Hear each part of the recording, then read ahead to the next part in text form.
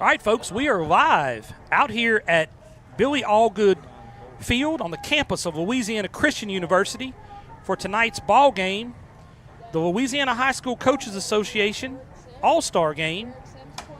Myself, Marshall Leffler, Doug Gann on the production. We are out here to call this All-Star Game. We are going to go over a couple of the things that are going to be happening today. Let's see here. We're playing 9 innings. Each position player will play 5 innings apiece today and 4 tomorrow for a total of 9 innings total. Umpires are going over the rules right now. We are going to allow the PA announcer, Coach Stuart Morgan, is going to be doing our starting lineups and national anthems for us. We're going to let him just do his thing. So, again, Doug Gann on the production, KP Miles and Marshall Leffler. Marshall, welcome to the broadcast.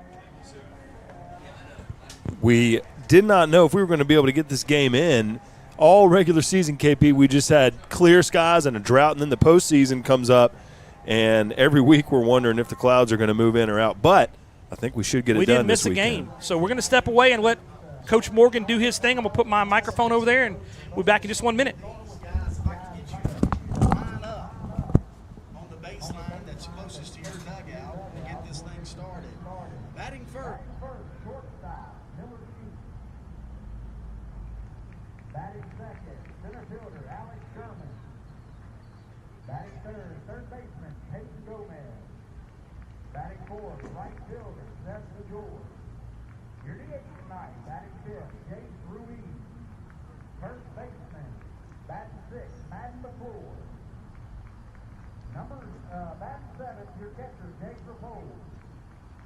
Batting 8, left fielder, Sam Stewart. Your second baseman in the 9-hole, Connor Yates. Your start pitcher for tonight's contest for the East team will be Noah Sullivan. The rest of the team for the East will be Connor Smith,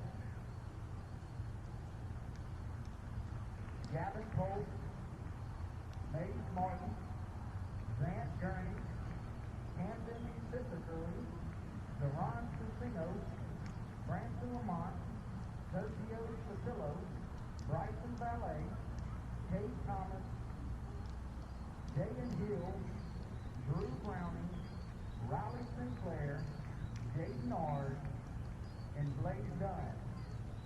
The head coach of the team is Frank Cazzo from Rummel, Cameron Williams from Slidell, and Brian Babbitt from Coach John Paul. Also with the dugout, the coordinator, Colton Nuffman from Tioga High School. Now for the home team in the West. Batting first, the right fielder, Cole Snell. Batting second, the shortstop, Kadarion Washington. Batting third, playing second base, Carson Cripps. Batting fourth, playing center field, Charles McDonald. Batting fifth, your first baseman, Hadley Bucky. Batting sixth, your catcher, Cohen Evans. Batting eighth, your designated hitter, Benjamin Ellinger. Now, batting eighth, your third baseman, Drew Lejeune. And batting ninth, your left fielder, Camden Gidry.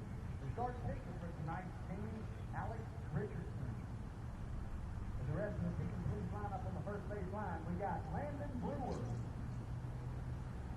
Evan Benson, home run derby champion, Gage Gidry, Carter Stelly, Peyton Davis, Carter Wilson, Owen Tromsley, Blaine Zuhon, Jed Henry, Will Powell, Denton Hester, Cross Gillen, Gage James, Drake Ross, and Caleb Calhoun.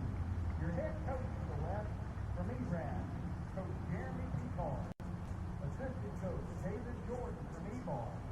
Also, Evan Potsdam from Belknap.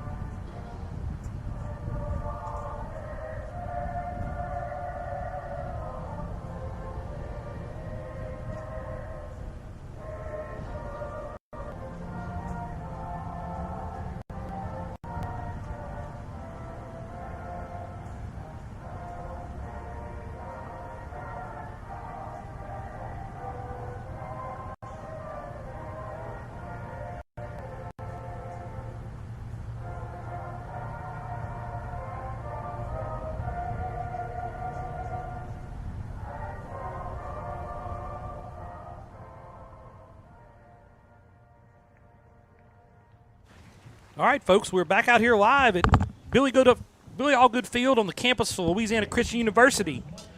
Your home team tonight is going to be the West.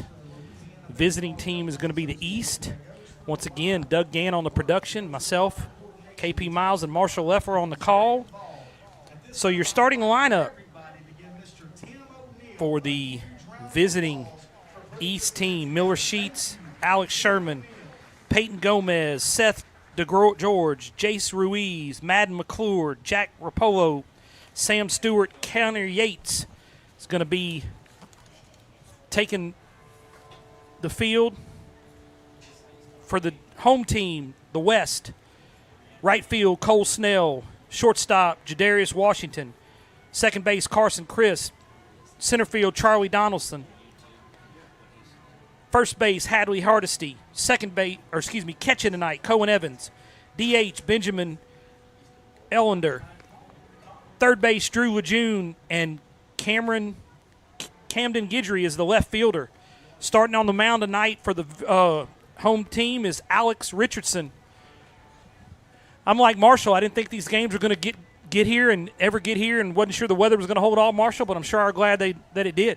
Yeah, and I think we should be good. Of course, reminder, the game tomorrow, originally scheduled for 1 p.m. That'll be a noon first pitch now. They moved it up 1 hour. Coach O'Neill, we spoke with him before the game. Just wanted to remind everybody just to make sure we got out of here before the weather moved in. So that'll be at noon tomorrow. But you're right. I think we'll get at least 18 innings in. I believe so. Our KALB weather report brought to you by KALB.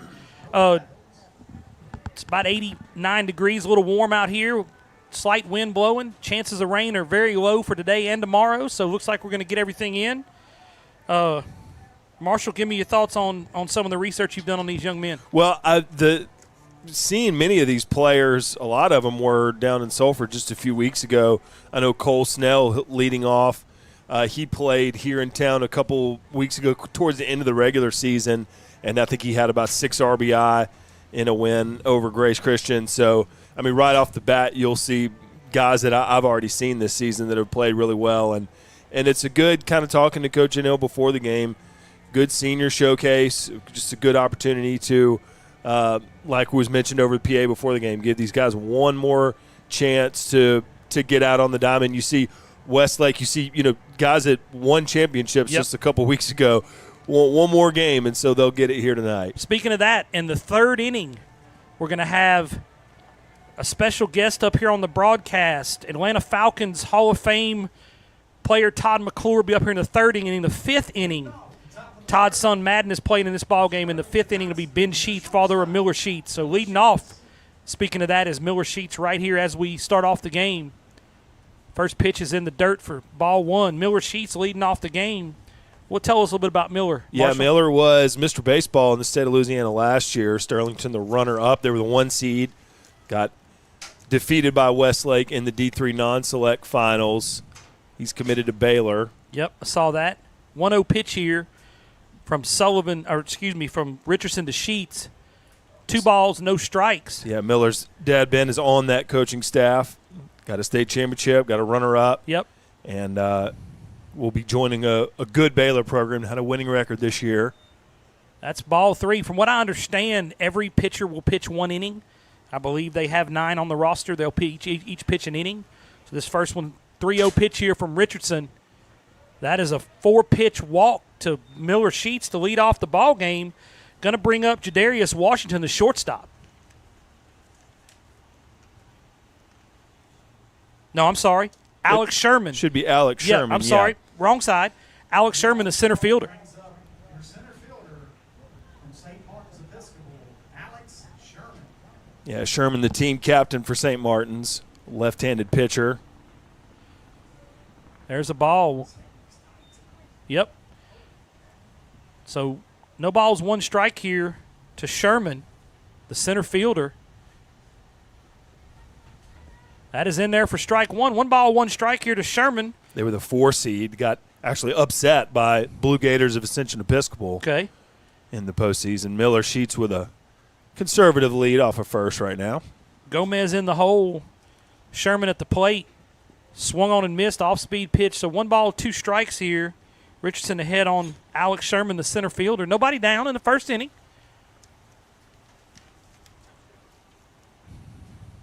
Here's the 1-2 pitch from Richardson to Sherman. That's in the dirt, trying to get him to chase there, Marshall. 2 balls, 2 strikes. Good block. Yep, good job there from the catcher, Cohen Evans. 2-2 pitch here. Throw over to first. Sheets is back.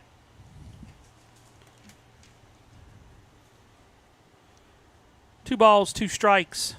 Richardson's pitch to Sherman is grounded to first base. First baseman comes up, makes a play at second, gets the out, gets the lead runner. Fielder's choice there for Sherman for out number 1, going to bring up Peyton Gomez, Marshall.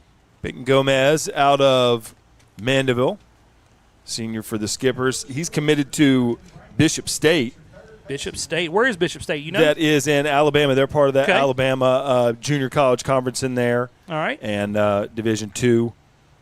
First pitch to Gomez is in there for strike 1. No balls, 1 strike to Peyton Gomez, the third baseman. On first is Alex Sherman. Reached on a fielder's choice. That is outside for a ball. Sherman with a little more pep in his step over there off of first than Miller was. 1 ball, 1 strike here to Peyton Gomez. Ground ball to third base. Third baseman comes up, makes the play to first, gets the runner for out number 2. That would have been Drew Lejeune over there at third base. So now, good job just charging. Slow roller. Wasn't quick enough for him to try to turn to, but got the out at first and 2 down. Seth George here, the right fielder. Seth is a 4-year starter coming out of Parkview Baptist, committed to Mississippi College in the Gulf South Conference. First pitch is a strike.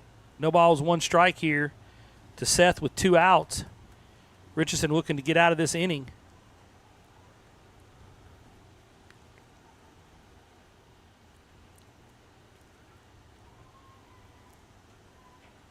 That's in there for strike 2. Quickly ahead, 0-2 here on DeGeorge is Richardson. Here's the 0-2 pitch to the right fielder. That is a line drive. Fair ball down the right field line. That's going to drive in 1 run. It's going to be a stand-up double there for Seth DeGeorge. Ball just inside the line.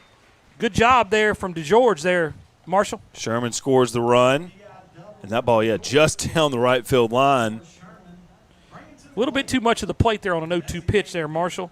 It's going to bring up Jace Ruiz, the designated hitter, Marshall. Out of Riverside. He's also committed to play junior college baseball. He'll be going to Pearl River. They're the conference champs this season, 46-11 regular season record. He had a dominant year as a starting pitcher for Riverside. All this information, Marshall did a great job of looking up. I appreciate that, Marshall. Makes this broadcast a whole lot better. 0-1 pitch here from Richardson to Ruiz. 1-0 East. You see DeJour's a little bit. Active cleats down there at second. He'll trying to get him to step off. Yep. Good lead there at second base, trying to score on another base hit. There's a ground ball to shortstop. Shortstop comes over and makes a play for out number 3, but not before the East scores 1 run. Got 1 run, 1 hit, no errors, 1 runner left on base. We'll be right back here in just 1 moment on 446 Sports.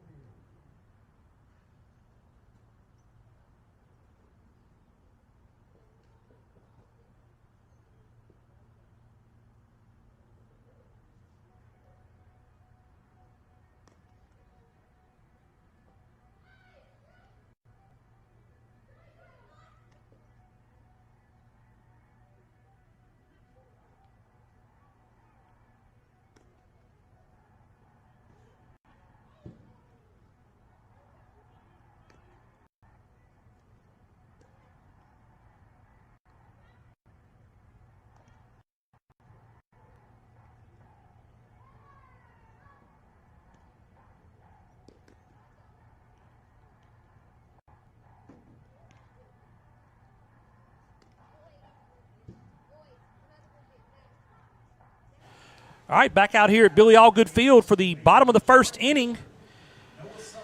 Noah Sullivan on the mound for the East. 1-0 East over the West. Leading off for the West is going to be Cole Snell, followed by Jadarius Washington and Carson Crisp, Marshall. Yeah, Carson Crisp was in the home run derby earlier today. Of course, Sam Houston went back-to-back in their short drive to Sulphur the past 2 high school seasons. Yeah, between Sam Houston and Barb, there's some pretty good baseball down there in that area.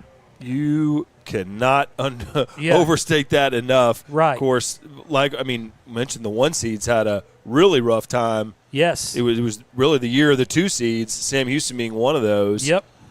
But, Barb came with just about their entire starting lineup is committed somewhere. Yep. And they got upset by Dutchtown. Yeah, ran into a Dutchtown team that made it all the way to the finals too. So right. What's that? Wilson is leading off? Okay. Well, we don't have that. So it's not Cole Snell. Not Nicole Snell. Okay. Well, little change here. Carter Wilson out of Sulphur High School. Okay. Committed to McNeese State. All right. He pitched and was an outfielder in high school. All right. Of course, you see him a lefty, an all-district player 3 years in a row for the Sulphur Tours, and he'll stay nearby At McNeese. and play ball for the Pokes. No balls, 1 strike here to Wilson. Check swing, strike 2. Quickly ahead here for Noah Sullivan. No balls, 2 strikes to the leadoff batter, Wilson. One of my favorite things about the All-Star Games is just the tapestry of uniforms. Yes. Reminds me of mid-July in the majors. 0-2 pitch here from Sullivan. Fouled back. Got a piece of it there from Wilson. So hopefully, I believe that is Jadarius Washington on deck with Carson Crisp in the hole. 0-2 pitch here. Rich Sullivan ahead of Wilson.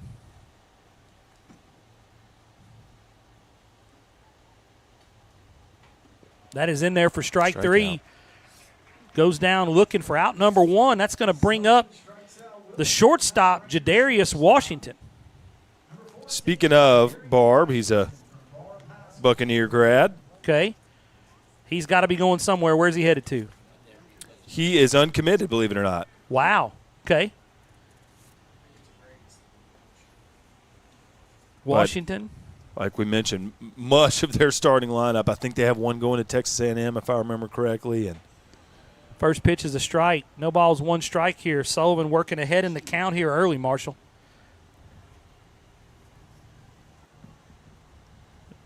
We'll see Washington. He was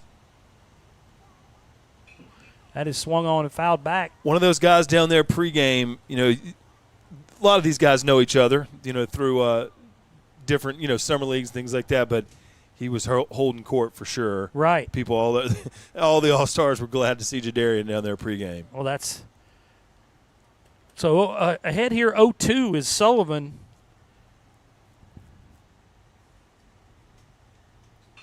That is in the fouled off down the left field line again, so quickly still ahead 0-2. Yeah, Noah Sullivan out of Zachary High School. He's committed to my Louisiana Tech Bulldogs. Right. So he'll get to stay in those Powder Blues. Louisiana Tech Bulldogs. Who had a disappointing season here this spring, but here's the 0-2 pitch. That is up. So Sullivan, 1-2 pitch here to Jadarius Washington with 1 out in the bottom of the first inning. 1-0 East over the West.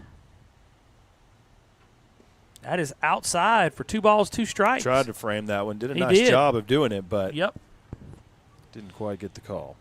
Jack Rapolo back there trying to get his pitcher a strike, doing a good job. So here's the 2-2 pitch from Sullivan to Washington. That is fouled back here towards us, but not toward the 446 vehicle. Douglas moved that vehicle because he's said the last time he parked in that one spot he got hit. A veteran. Yep, that's right. The only time he's ever parked in that one spot he got hit. So 2-2 pitch here from Sullivan to Washington. Swung and missed for a Sabine State Bank strikeout for out number 2. That's 2 Ks there for Noah Sullivan in the first inning there, Marshall. Yeah, nice job by Sullivan, just kind of showing that early command, working with Jake Rappold out of Walker. And 2 outs, nobody on, I believe. Yep. Carson Chris at the plate out of Sam Houston High School, Marshall. Yeah, like I mentioned, he was part of the home run derby earlier today. So Sullivan with the first 2 strikeouts of the game. That is fouled back. Let's see here. What did – Yeah, Chris, a big part of that Barb team that, like we talked about when the postseason started, KP lost 1 regular season game and then lost 2 more to Dutchtown, and that was it. That was it. A very successful season for Barb. The national rankings, Barb still finished as the best – highest ranked team in Louisiana. They didn't win the state championship. And look, I don't envy the job of whoever has to make that ranking list, but me neither. The proof is there about who's on that roster. Right. Check swing there, checking at first base. No swing. So 2 balls, 1 strike here to Carson Chris, the second baseman out of Sam Houston.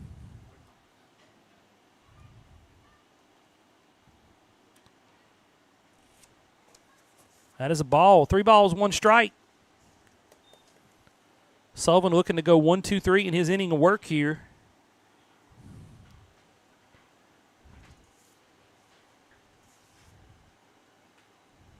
Three-one pitch. That is down the line for a line drive base hit. Looks like it's going to be 2. Chris making the turn at first. He's going to stand up into second base with a stand-up double. Carson Chris. Stand-up double with 2 outs in the bottom of the first inning. Good job there, young man. Had some velocity off the bat, that one, just getting right down the third base line. That's 2-out double Yep. for the Bronco. Another Sam Houston graduate, Charlie Donaldson, the center fielder, Marshall. Yeah, Donaldson is committed to Paris Junior College. Okay. Just like Chris, hit over 300 the last 2 years. I would imagine to be in Sam Houston's lineup, you'd probably have to hit 300. Well, look, I mean, we looked at their regular season schedule, and there'd have been some perfect games if you and I were a bat against that gauntlet of a schedule. Absolutely.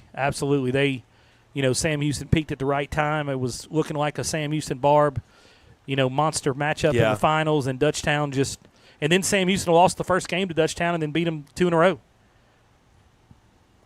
So, second base is crisp, 2 outs. Donaldson rips the ball to center field. That's going to be in the gap. It's going to get down. It's going to score crisp. Donaldson headed into second base with a double. So, Donaldson with a 2-out double drives in his teammate Carson Chris. Tie this ball game up at 1-1, Marshall. So, Sullivan does a nice job to start the game, getting those strikeouts, but we see back-to-back extra base hits now. Yep. For the West. Brings up Hadley Hardesty, who was also in the home run hitting contest earlier today. And Hadley in the home run hitting contest did hit 2 home runs. Another state champion. Yep. Westlake Ram. So that's going to put Donaldson at second. Hadley Hardesty at the plate with 2 outs. The thing about this is, Marshall, we were talking to Coach Stewart about this earlier. There's no easy outs in this lineup. I mean, these are 9 kids that can hit, and there's 9 more on the bench that can hit. So there's no easy outs in this lineup. You're not getting out of here without some runs being scored. Fouled back into the parking lot toward that spot that Doug's not in. Hadley's committed to South Ark up in South El Dorado. They recruit pretty aggressively the North Louisiana high schools, okay. And so now they'll pick up a Southwest Louisiana guy, and they've done a really good job. 1-1 pitch here from Sullivan is a strike, so he's ahead in the count here. 1 ball, 2 strikes. Sullivan ahead of Hardesty. 1-1 tie ball game in the bottom of the first inning. The Stars, the South Ark Stars. South Ark Stars, I like it. Arkansas is known for their wonderful college mascot names. Spinning look at second. Got the Boll Weevils in Monticello. Where you're going to put that camera, remember? Look right there, in the dugout right there. Yeah. That's a foul ball, so Hardesty gets a piece of that. We got 2s on the board, KP. Deuces wild, Nick Magnano. Got to give a shout out to our buddy Nick. Nick says this is foosball season, Doug. 2 balls, 2 strikes, 2 outs. Sullivan looking to end this bottom of the first inning and get his 1 inning of work done. That is outside. Fills up the count at 3 balls, 2 strikes to Hadley Hardesty. Another nice effort by Jake Rappold there to try to frame that one on the outside. Yep. Worth the shot.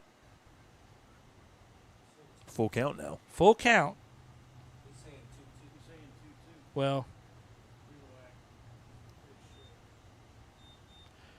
how about 2-2?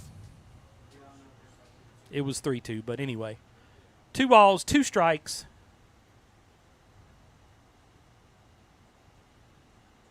Two pitch. Runner goes. Got a piece of it. Hardesty stayed alive right there, protected his runner. That one got a piece of him, too. Yep, right? I saw that.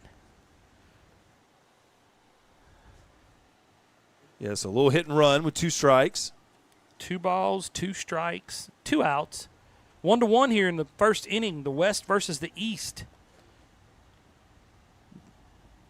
Sullivan looking to get out of this inning right here. 2-2 pitch. You see Sheets working.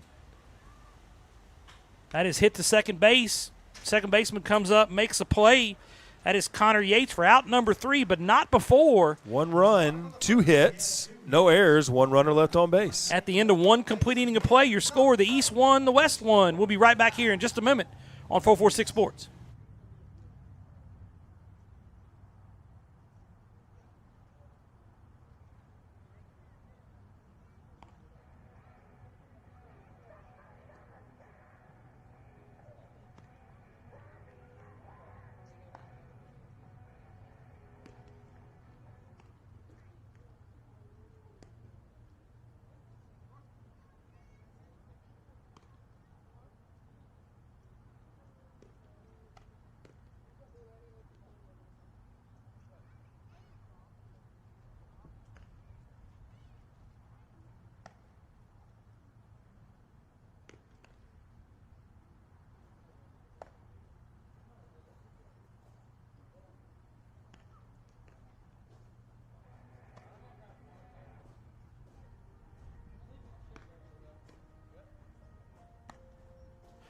Back out here at Billy Allgood Field for the top of the second inning. Got a little correction. Looks like we're going to get 3 innings each out of Alex Richardson, Evan Vincent, Peyton Daigle. So this is going to be Alex Richardson back out on the mound.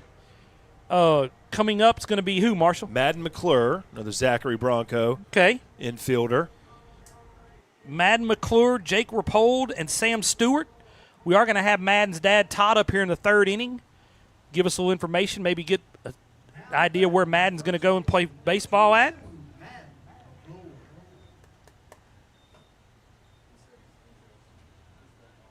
First pitch to McClure, foul back, or popped up, straight up. Third baseman comes over and makes the play. That is Hadley Hardesty for out number 1. Nice play there. Nice play.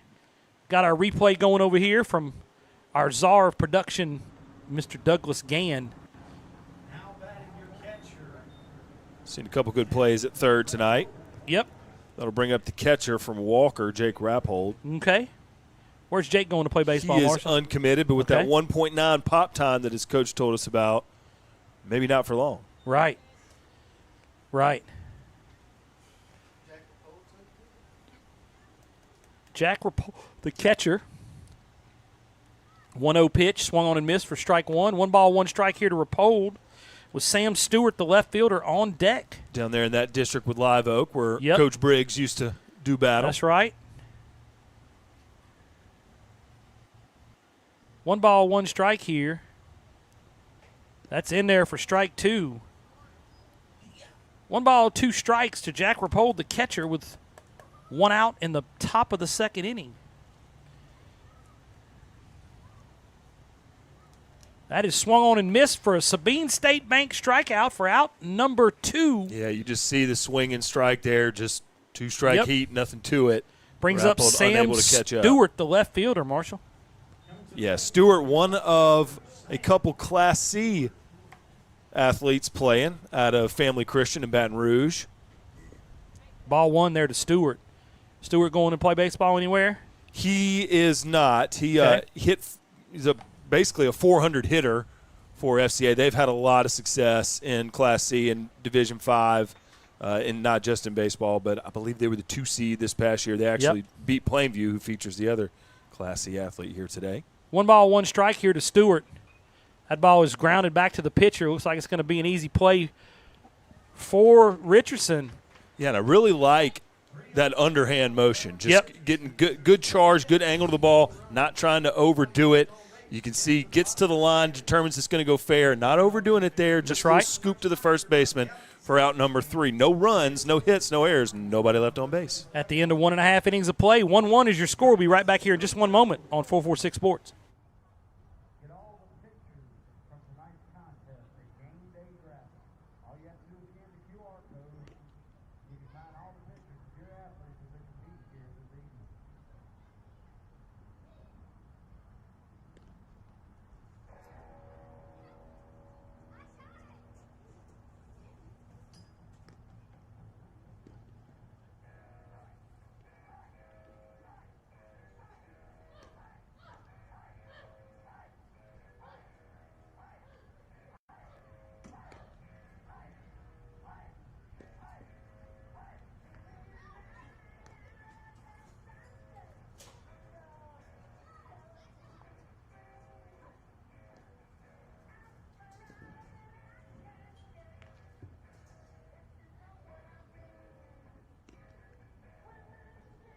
Back out here at Billy Allgood Field on the campus of Louisiana Christian University.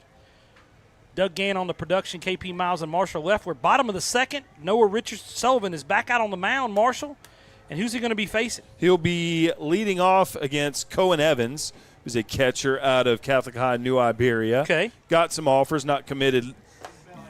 Oh, committed to Belhaven. Okay, so he'll be there with Austin Taylor.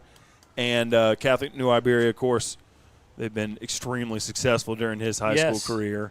Cohen Evans, Benjamin Ellender, and Drew Lejeune are your 3 in the bottom of the second for the home team West. 1-1 ball game here. Yeah, they matched up. Got to watch them against Rose Pine in the playoffs. That was 2 really good teams. First pitch strike in Division III Select. from Noah Sullivan. 0-1 pitch here from Sullivan to Evans. That is up for ball 1. 1 ball, 1 strike. Yeah, Coach Morgan mentioning that he'll be at Belhaven. Austin Taylor from right here in Pineville, he'll be there next year as well. Yep. Shortstop and pitch for the Rebels. That is in there for strike 2. 1 ball, 2 strikes here to Cohen Evans, the catcher for the home West team here. Looks like we're going to get a little bit different. Oh, that's grounded back up the middle. Good job of getting the bat on the ball there from Cohen Evans for a base hit there, Marshall. I mean, that one goes right over the bag at second. Just like the coach in Little League, hit it right back towards the L net, and that's what he did. Yep. And 1 out, nobody on. Will Powers, the courtesy runner for the catcher. DH is coming up to the plate. Benjamin Ellender is the designated hitter there, Marshall. Yeah, he is another catcher for the Breaux Bridge Tigers. He had a really, really good year this past season. I'm going to go ahead and guess, Marshall, and say we're not going to get a whole lot of bunting in this game. What you think? Well, look, you never know. With Coach Picard, Coach Knuckles, some of these coaches I know down there, they'd love to see a game full of bunts. Well, that's swung on and missed for strike 1. 1 ball, 1 strike here to Benjamin Ellender, the DH. Got to watch Ellender play earlier this year. He's committed to Nunez Community College, who's really been expanding their footprint, recruiting kind of the other areas of Louisiana beyond just the New Orleans metro area. But throw over to first, power back. Breaux Bridge district champs this past year, a 4.2 GPA, and really just kind of the workhorse for that team. Coach Cormier talked about just always kind of finding him in the cages throughout his career working. And he's a good student, good athlete, and a really good program kind of getting momentum over there, the Pelicans over in Chalmette. 2 balls, 1 strike here to Ellender. Powers the runner at first. Sullivan's pitch drilled right back up the middle for another base hit. Power going to make this turn at second, stay right there. That's 2 back-to-back up the middle base hits there, Marshall. Yeah, that one just about a foot or 2 to the right of that previous one. But, yeah, right back up the middle again. Yep. Just a couple C&I singles, and now we got 2 on with Going to bring nobody out out. one of our home run participants, Drew Lejeune, who hit 2 home runs in the home run derby out of Notre Dame. The Pios down in Crowley. So 2 on, nobody out here in the bottom of the second inning. Similar to Catholic New Iberia, just a D3 select mainstay. That is swung on and drilled to left field. Left fielder coming on, makes that play for out number 1. Yeah, Stewart Out there. late jump on Yep. that, but he eventually gets on the horse. That's right. And, of course, the sun is shining right that direction, so he able to spot it, Yep. run up to it, and make the catch for out number 1. It's going to bring up Camden Guidry, the left fielder. Now from Acadiana, your left fielder, Camden Guidry. Camden Guidry out of Acadiana there, Marshall. Yeah, the Rams did not make the playoffs in D1 non-select this year, so they'll be hungry to get back next year, of course. He's committed to the Generals right here in Sinlaw. Coach Cody Gotro. Gotcha. The LSUA Generals having a really good program out there. A 1 seed going into conference tournament season, winning record this year. And Coach Gotro, since getting the interim tag removed back around, I think 2022, he's just done nothing but work real hard and built a good program down there. Going to be playing there with Jackson Ross from our Ash Trojans. Yes, sir. He's going to be there as well. Break to third, throw down, and there is a tag for out number 1. So Jake Rappold, you can see him behind the plate, just the quick read. Runner goes just about as early as he could, but Rappold gets it down there quickly. No shot, and Jake Rappold guns him down. And the coach at first is wondering why his runner didn't go to second. So 0-2 pitch here. Yeah, just like that, 2 outs. To Guidry, 2 outs. That is a Sabine State Bank strikeout for out number 3 to retire the side in the bottom of the second. Believe that was an off-speed pitch that got him chased down low. You see him just swinging right through on the replay. No runs, 2 hits, no errors, and 1 runner left on base. The end of 2 complete innings of play. 1-1 is your score. We'll be right back in just a minute on 446 Sports.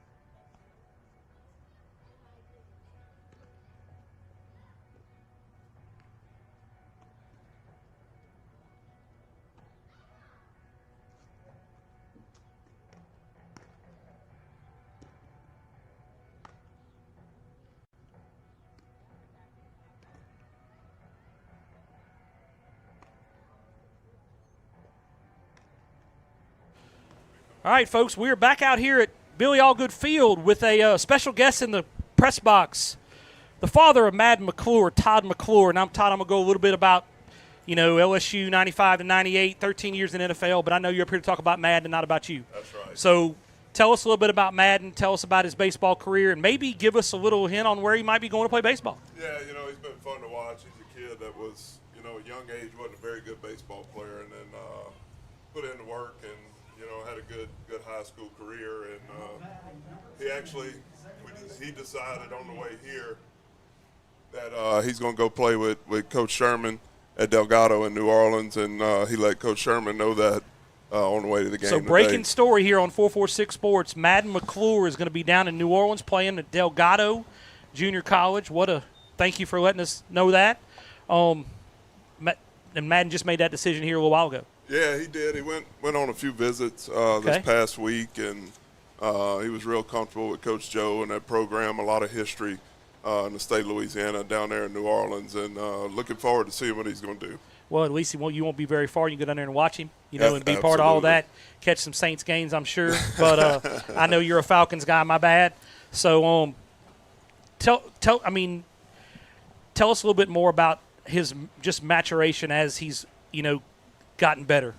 He's as a young kid, he wasn't very big, and we got him off of some medication. He just shot up, started growing, and kind of grew into his grown man body. And his older brother Maverick was a baseball player, and he grew up at the ballpark watching his brother and his brother's friends play, so yes, got to see the game at a young age and see how it's supposed to be played. And he's just a leader. He's a leader out on the field, and got to see his brother do that same thing, and had a great high school career. And he's got a great teammates. You see Noah Sullivan on the mound, who was pretty special for us this year at Zachary. So good group of seniors there at Zachary that are going to be missed. Well, I know we're going to talk about Madden a little bit, but I was a part of a event a couple weeks ago over at Spirits, where I believe there's some information. I believe you're going into the Hall of Fame this year? Yes, sir. Yes, sir. A huge honor. You come to a game like this, the All-Star game here in Louisiana.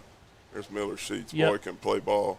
But this game has a lot of history in the state of Louisiana. It's truly an honor for these kids. I don't think they realize it, to come play in this game. And I grew up as a fan of all sports in Louisiana. I played basketball, football, baseball. My brother Trey actually played in this game his senior year. Okay. So I'm truly honored to go to Louisiana Sports Hall of Fame, just with all the guys that have gone in before me.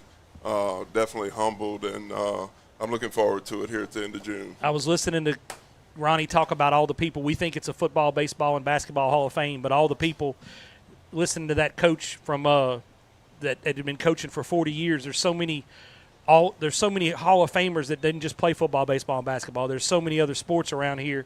So congratulations on that. So how's y'all's experience been so far here in Alexandria? It's been great. Went to a nice spot. I don't know if many places have it. It's called Olive Garden to go eat lunch. Right. The breadsticks and salad there are hard to pass up, but it's been great. Holiday Inn is nice, and just looking forward to watching some good baseball over the next 2 days. Glad to get the baseball in without the weather. So absolutely. That was a Marshall, what you got for Todd? Yeah, look, speaking of good baseball, I'm curious a little bit more just about what excites y'all most about Delgado. Just one of many colleges in that I-10 corridor where it's just some really good NJCAA baseball, and I'm just excited to kind of see what y'all saw in the program and what's he's most excited about to be down in New Orleans. Yeah, we got a little bit of history there in New Orleans. My younger brother Tana, my brother Trey played at LSU. My younger brother Tana walked on at LSU and then went to Delgado and played for Coach Sherman back in the late 90s. And then my older son Maverick played for Coach Sherman for a couple years, 2020 and 2021. So Coach Sherman's old school. He coaches a game like a pro game, and at this point you got to know how to go play the game. He's going to put you in the right situation, and just really comfortable. We know that he's going to go out there. He's going to be led in the right direction and get an opportunity to go play, and then it's on him. You got to go play, and you got to compete, and you got to be able to go hit the baseball and make the plays that you're supposed to make. Yeah, and living down there before, you notice they have just pretty much daily coverage from a media perspective, and the interest in kind of where they've been able to send players that have gone through that program. It's been really encouraging to see. Yeah, absolutely. And you see Coach Sherman's been fighting for a while to get that new locker room, and been there a long time, and it's good to see the work that he's put in. His dad has put in before him, and just a program with a lot of history, and we're excited about it. Madden's really pumped just to get an opportunity to go play at the next level. Now he's got to go put the work in. Well, you've heard it first here, folks. Madden McClure is going to be down in Delgado in New Orleans playing baseball, continuing his baseball career. And, Todd, we thank you for coming up here and joining us, and looking forward to some more baseball. Yeah, absolutely. Hey, truly an honor to come up here and talk with you guys. Good luck to y'all. Congratulations on the Hall of Fame. Thank you. Yes, sir. Todd McClure, ladies and gentlemen, 446 Sports. 2026 Hall of Fame inductee going in to the Hall of Fame. along with some other gentlemen that we're familiar with. Gomez fouls that ball off. So 2 outs here. Peyton Gomez is at the plate, Marshall. Yeah, meanwhile, going back through the top of the order here, and 2 down here quickly after kind of seeing a couple of those extra base hits, getting a couple runs spotted in the first inning. Yep. Pitchers have settled down. We're starting to see some 1, 2, 3 innings. They have, absolutely. So Gomez at the plate with 2 outs. Runner at first base is going to be Sherman. Yep. Thank you so much, Todd. Appreciate it. Here's the pitch in the dirt. First ball. So 1 ball, 2 strikes here to Peyton Gomez. Runner at first base is Alex Sherman. 2 outs.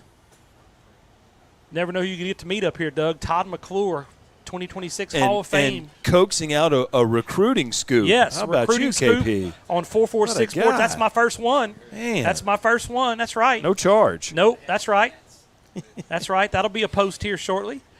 So, But really, yeah, I mean, Delgado, like I said, I remember living down there every day, on the sports report, you'd see what their baseball program was up to in season. So it's a great spot to continue your high school career, and you never know where you can go that from ball's there. up the middle. Washington grabs it and steps on second for out number 3. What we got, Marshall? We got no runs, no hits, no errors, 1 runner left on base. The Got end a of 2.5 one-run ball innings game. of play. 1-1. We'll be right back here in just a moment on 446 Sports.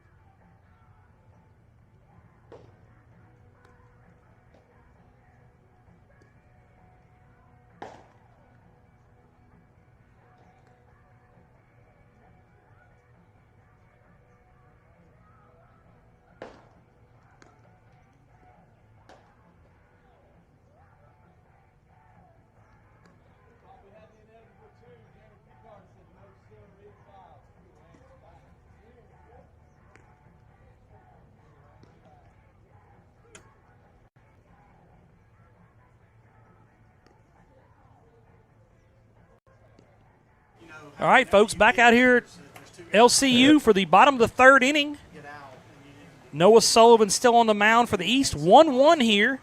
Looks like we're going to be back to the top of the lineup here. Is that correct, Marshall? Yes, this is Wilson. Wilson.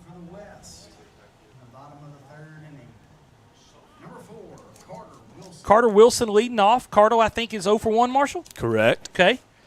Carter leading off 0 for 1. Still facing Noah Sullivan. Be Wilson, Washington, Chris. 1, 2, 3 here for the home team West. Is that our first announcement of a college decision here on 446, Doug? Live? Today? Okay, today. All right, well. That's fouled back. So, and once again, Madden McClure making his intentions known, going to Delgado down in New Orleans. Yeah, and I mean, it just kind of another, benefit of having this game right this time of year where some college coaches, their season's wrapped up. So, they're looking to see who this next class to seniors are. And so, I mean, there's your proof right there. Madden just today making a commitment. So there's still time for decisions to be made. So, guys out here that are still looking for a home, a couple good innings here, you never know. That's right. I'm sure there's some people here checking out, what's going on with these young men. So 2-1 pitch here to Wilson is up for 3rd ball. So 3 balls, 1 strike to the leadoff hitter, Carson Wilson, looking to get on base ahead of Jadarius Washington and Carson Crisp, who already have an RBI and a run scored here in this ball game. Do see some activity in the pen. That is a strike there. So full count here. Should be in the pen. I don't know who. For both sides. Yeah, we'll get name and number here in a minute. But, both teams do have for the West, relievers it's going to up. be Evan Vincent. Yeah, I see the lefty up there. You're right. Don't know who it's going to be for for the East. That is a check swing ball 4 walk. Wilson draws a base on balls from Sullivan. Going to bring up Jadarius Washington. What did he do the first time up, Marshall? He, I believe, struck out, Okay. if I remember correctly. All right. Once again, I don't think we're going to see a whole lot of bunts in this game. So Washington at the plate. Runner on first is Wilson. Don't count out Coach Knuckles. Well, I don't know if they're letting coordinators the call. small ball. I don't know if they're letting the coordinators call If he's bunts. loud enough. Yeah, but bunts. But yeah, so 1 ball, no strikes here. Sullivan to Washington. Throw over to first. Wilson is back. Washington will trying to turn it over to the Sam Houston duo of Crisp and Donaldson. Another good throw over there. Yep. What's the old saying, Coach? If you don't have to get dirty, you ain't far enough off? Yes. Yeah, okay. Right, you better have to get dirty. So 1-0 pitch here. Swung on and drilled foul. Just a little foul. Yeah, over the bullpen. Yep. 1 ball, 1 strike here to Washington. Wilson is your runner at first. Nobody out in the top of or the bottom of the Bottom third of the inning. third, yes, Bottom of the sir. third inning. That is up.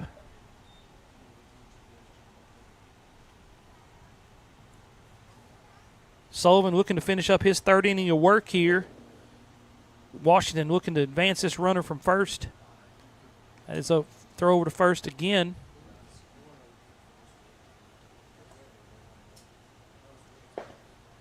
Cooling off a little bit in here with this sun going down.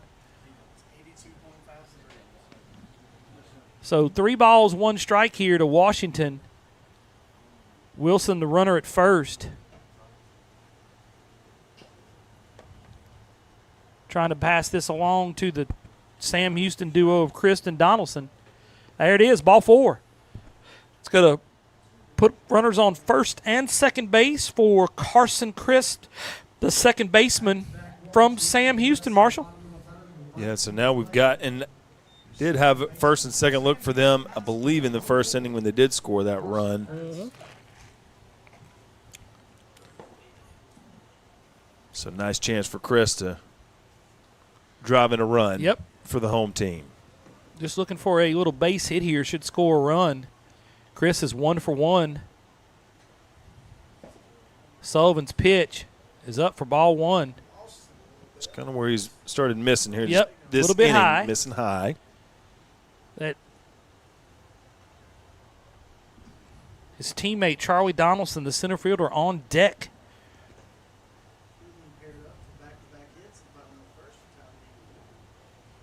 That is swung on and missed from Chris. 1 ball, 1 strike here to Carson Chris, the second baseman from the state champion Sam Houston Broncos. Back to back. Back to back. That's correct. My bad.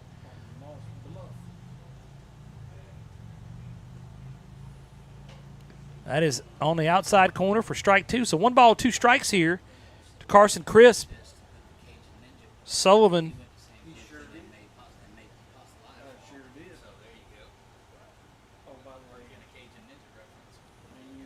Here's the 1-2 pitch from Sullivan. Big gap there between short Swung and third. on and missed for a Sabine State Bank strikeout for out number 1.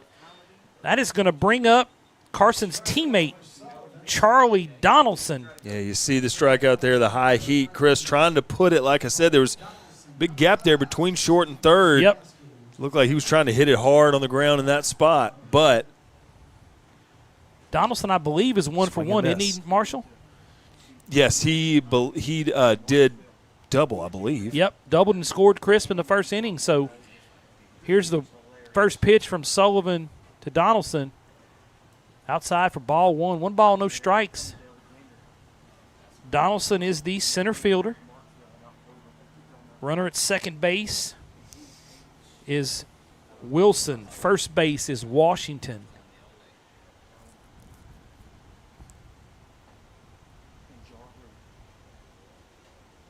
That is up for ball 2. 2 balls, no strikes. I'll say I do we thought it was going to be one inning each for pitchers. I like the 3 innings. I think that's a good chance for you to kind of settle in, get in a groove, but not wear you out. Right. We've seen the pitchers just looks like typical outings for them. Sure. When you get 3, so I do like how they've been able to do that. That is low for ball 3. So 3 balls, no strikes here to the center fielder Donaldson, with 1 out in the bottom of the 3rd inning. We saw over the regular season how different coaches just had guys that they used for 1-inning situations just because they just kind of worked for them, right. Mentally or just the stuff they brought. But I'm glad to see these starters kind of get in a groove, like I said. 3-1 pitch here. That is hits him, puts the bases loaded. 3-1 pitches on the inside, hits Charlie Donaldson. That's going to bring out. Looks like that's going to bring out the head coach from the West team, which is Jeremy Picard from Erath. Looks like it's going to bring him out. Looks like we may get a new pitcher coming in the game. Looks like going to be, if we do get one, it should be Evan Vincent. Evan Vincent should be the oh, I'm sorry, that's Sullivan. My bad. Okay. So Camden what? Fiskerly. Coach Morgan saying it looks like it's going to be Camden Fiskerly, but I think Coach Picard's going to leave Sullivan out there. So bases loaded, 1 out. Batter is Hadley Hardesty, Marshall. Yeah, Hardesty with his 2nd appearance of the day. We mentioned he's the South Ark commit. Yep, Hardesty hit 2 home runs in the home run derby. So bases loaded here, 1 out. Hardesty looking to do some damage. First pitch, swung on and fouled off for strike 1. Man, Sullivan looking to get out of a jam. Yep.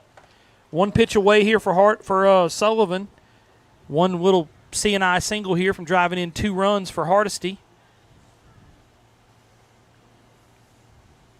Or maybe he finds that derby swing again. Yep, that's true. Maybe, just maybe. He did hit 2 home runs in the derby. That is outside. So 1 ball, 1 strike. Sullivan, Hadley Hardesty, the first baseman for the West.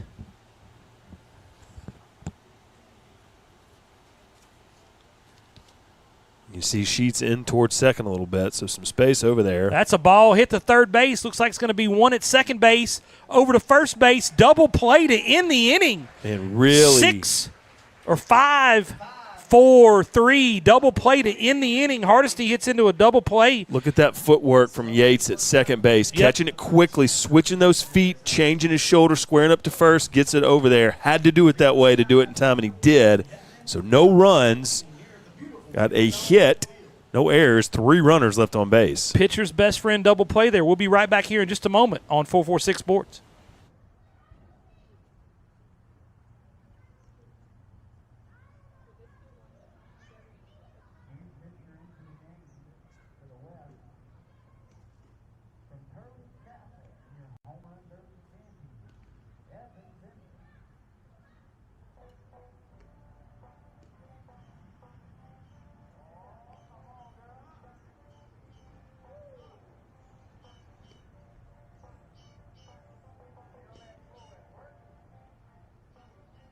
All right, back out here at Billy Allgood Field on the campus of Louisiana Christian University for the top of the 4th inning.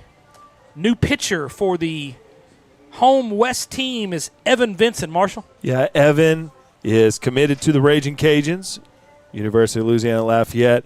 Basically was averaging a strikeout an inning earlier on this year. Had a really good season. You mentioned he was your home run derby champ, hitting from the left side. You see bringing that heat. The southpaw now in his relief appearance. But Brooks Badeau, the longtime TC Rebels coach, he'll be moving on. So kind of a new era for Rebels baseball. But they've been, like we mentioned before we went on there, just as successful as you could be the past few years. And Mr. Vincent, a big reason why. Speaking of the Rebels, they are going to be part of the 446 football coverage this year. I believe, if I'm not mistaken, the ESPN baseball, football, and basketball analyst, Dr. Fundamentals, Eric Mouton, is going to be calling the TC the Turlings Rebels football games this year on 446 Sports. Looking forward to that. Coaches showed on Monday night down there at Pizza Village. So this is going to be Evan Vincent. Who's he going to be facing, Marshall? He is against. Jace? Yes. Okay.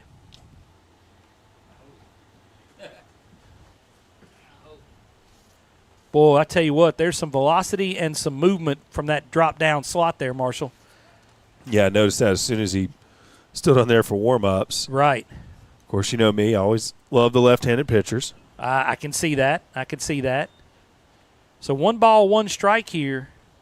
Reminds me of the days I used to refer to myself as one. Well, there you go. 1 ball, 1 strike. Who's at the plate? Jace DeGeorge is at the plate for the East visitors. That's Seth DeGeorge. Seth DeGeorge, okay. Parkview Baptist Eagle. All right. All right, got it. All right. Hey, we were close, Coach. The Mississippi College commit. 1 ball, 2 strikes here to DeGeorge. That is outside. Yeah, I like that arm angle. I do too. That's going to be from up here. I wouldn't. It wouldn't. It doesn't look like it's easy to hit. I'm sure it's not down there. That is outside. So full count here. 3 balls, 2 strikes to Evan Vincent to DeGeorge, the right fielder. Here's the payoff pitch. That is swung on and driven out to left field for out number 1. Really nice swing by DeGeorge, especially with the full count. Good play out there. Camden Guidry. Now we have Jace Ruiz up at the plate, the DH. Jace Ruiz up at the plate, the DH. What did Jace do the first time, Marshall? Jace was part of that first 1-2-3 inning. Okay. Jace Ruiz at the plate with Madden McClure. The now there's a ground ball to shortstop. Washington picks it up, throws over to first for out number 2. Washington to Hardesty. So that's going to bring up the recently revealed Delgado commit, Madden McClure. What did Madden do the first time, Marshall? He was another part of that 1-2-3 inning. You just told me that, and I didn't remember. That's my bad. So 2 outs now, and Vincent on the verge of maybe getting one of those himself. Yep. Swung on and missed for strike 1. McClure, again, just had his dad up here, Todd, 2026 Hall of Famer, Louisiana Sports Hall of Fame, going to Delgado down in New Orleans. That's outside for 1 ball, 1 strike. 1 ball, 1 strike here to Madden McClure. Vincent working quickly. You see him going out of the stretch even with the bases empty. He's ready to go. Swung on, got a piece of that. Strike 2. Let's see if he goes right back to that fastball. 1 ball, 2 strikes here. Lights are on here at Billy Allgood Field. That's right. Appreciate Coach Burns allowing us to come over here and do these games. And also, that is grounded foul. Appreciate him letting these young men come play right here in the middle of central Louisiana. It kind of makes sense to play these games here. Everybody travels about the same distance. And himself a championship-winning high school baseball coach before he took over the reins. That's correct. Here at LC. That is outside. I'm kind of like some other folks up here in the press box. I don't know how much longer it's going to take Mike Burns to make the Hall of Fame, but that needs to happen pretty quickly. 2 balls, 2 strikes here. 2's on the board. Number 22 at bat. Swung and missed for a Sabine State Bank strikeout for out number 3, Marshall. That's a really nice inning by Vincent. Gets the swinging strikeout to end the inning, and he just comes right on in relief. Gets his rhythm going early. No runs, no hits, no errors, nobody left on. A nice inning for the Turlings Catholic Rebel. We'll be back here in just 1 minute on 446 Sports.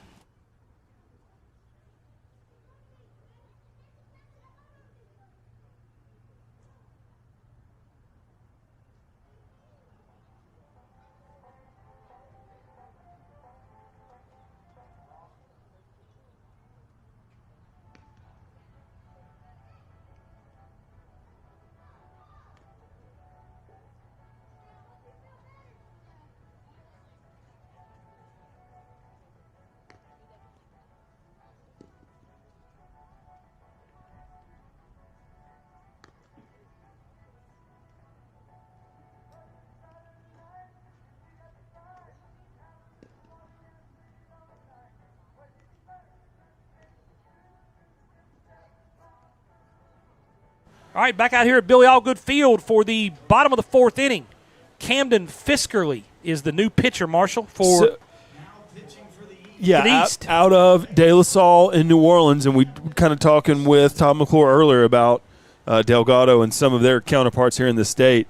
Camden's committed to LSUE, one of the premier two-year baseball programs that you'll find anywhere. Camden was all district both this year and last year. Of course, LSUE 46 wins this year, had a top 5 ranking, won their regional championship. So a really nice move for him to go to LSUE, but a really good year as a pitcher and an outfielder for De La Salle. And like we mentioned, making the all-district team. They're a 3A school 2 years in a row, and he'll keep it going in Eunice next year. I'm not even sure if people realize, Marshall, that whether you're an LSU fan of Louisiana, LSUE is one of the premier junior colleges in the United States. Yeah, they had a top 5 ranking this season at some point, and had a over 80% winning percentage this year. I think they were 46-11 in the regular season. So a great spot to land. So Fiskerly's first pitch is a strike. Who's up here, Marshall? This is Cohen Evans. Cohen Evans, the catcher. What did Cohen do the first time up, Marshall? He was I think it was one of those singles. Okay. Over second base. This ball out here to center field.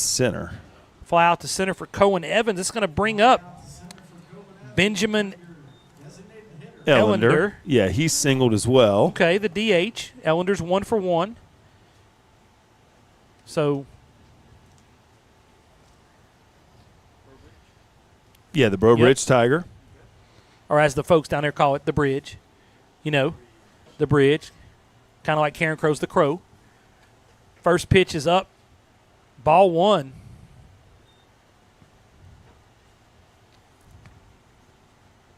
One ball, one strike here. That's a breaking pitch in there. Good off-speed pitch. Yep. One ball, one strike.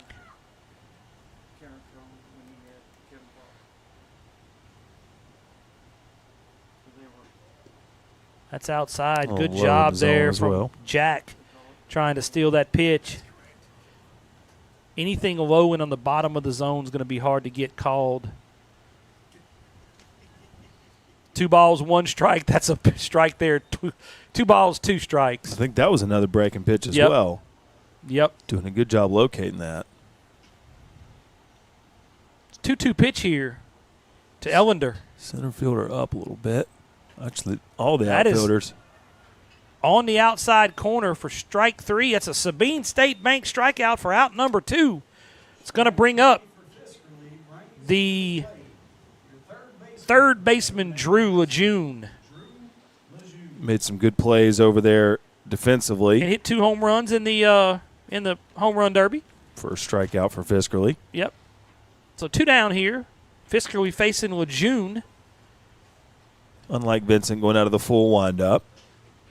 Another off-speed pitch. Man, he's putting that right there. And they don't look like they want to swing Well, it's not in the strike zone until the last second. 0-1 pitch here for Fiskerly to Lejeune. It's a little bit low. The fastball there. Yep. Yeah, that off-speed pitch is locating very well.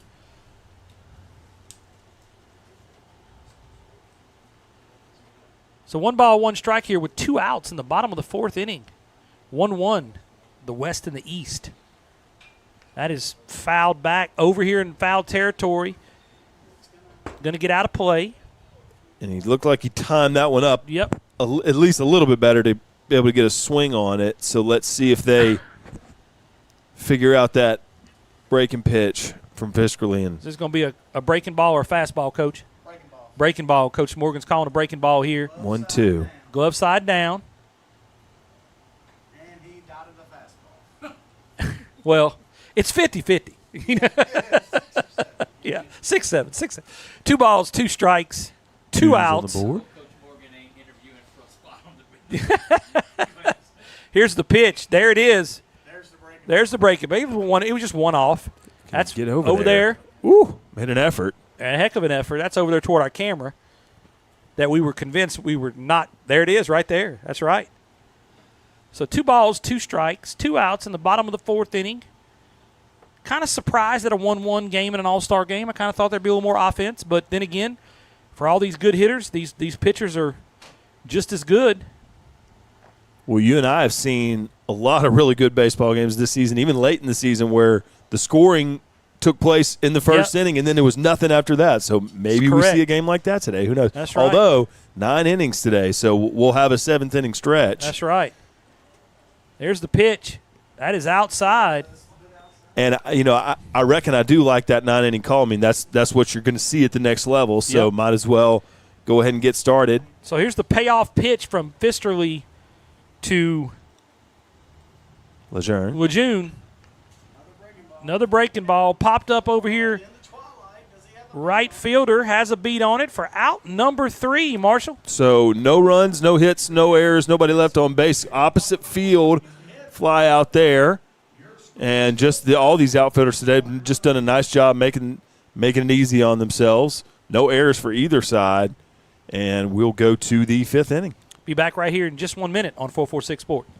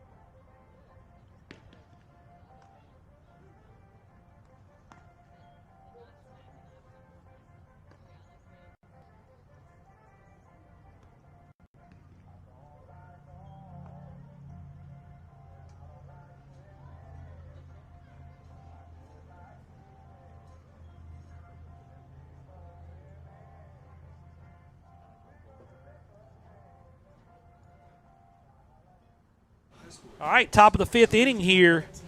Evan Vincent back out on the mound with that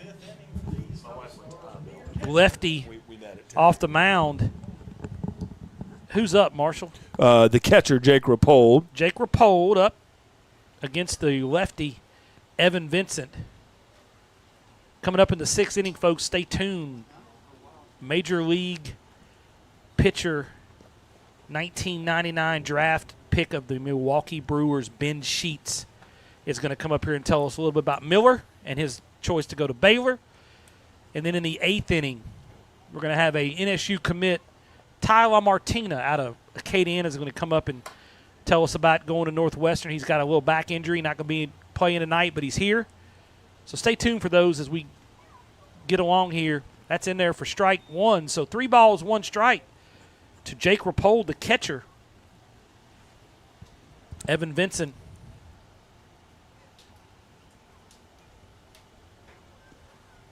Jake's done a really nice job at catcher. He draws a walk. Yep, Rapold draws the walk. Going to bring up the left fielder, Sam Stewart. Looks like the catcher's going to get a courtesy runner. That's going to be number 1. Yeah, that's Jay Nard, his Walker teammate. Walker teammate, Jay Narden, going to run for his Walker teammate, Jake Rapold. So Ard at first. Sam Stewart at the plate. What's Stewart at first time, Marshall? Stewart is 0 for 1. He's okay. Made some nice plays in left already. So no outs here. No balls, 1 strike here to Sam Stewart. Runner at first base. Nobody out.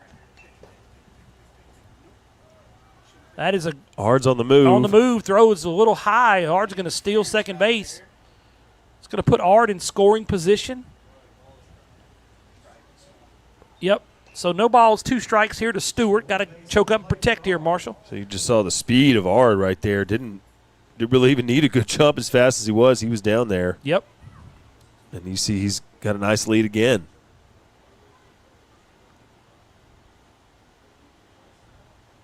Swung on and missed for a Sabine State Bank strikeout for out number 1. Stewart goes down swinging. Going to bring up Connor Yates, the second baseman. Yeah, you see Vincent just able to overpower Stewart. 2 strike. Yep.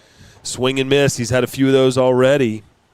Connor And Yates, the second baseman. What did he do the first time, Marshall? Yates, he made a really great double play in the field Okay. to end the last inning.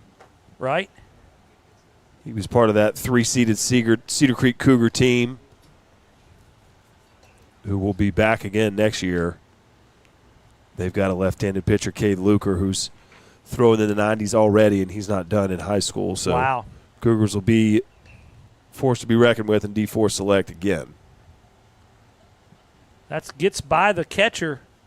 So that gets by Cohen Evans, puts the runner at third with 1 out. And, yeah, R doesn't need much space. No, he does not. He was down there in a hurry. He can move. So, really a absolute sac fly opportunity here, which you and I love to see with 1 out, runner on third. Absolutely. Ard can probably make it from just about anywhere. Connor Yates at the plate, down 0-2, going to choke up here, try to put this ball in play, preferably the right side of the infield. There it goes down the left field line, foul. Yates' father, I believe, is the head coach of the Cougars. Okay. Still just 1 out. Miller Sheets on deck. Going to have his father Ben up here in the 6th inning. Tell us a little bit about why Miller chose Baylor. 1 ball, 2 strikes here.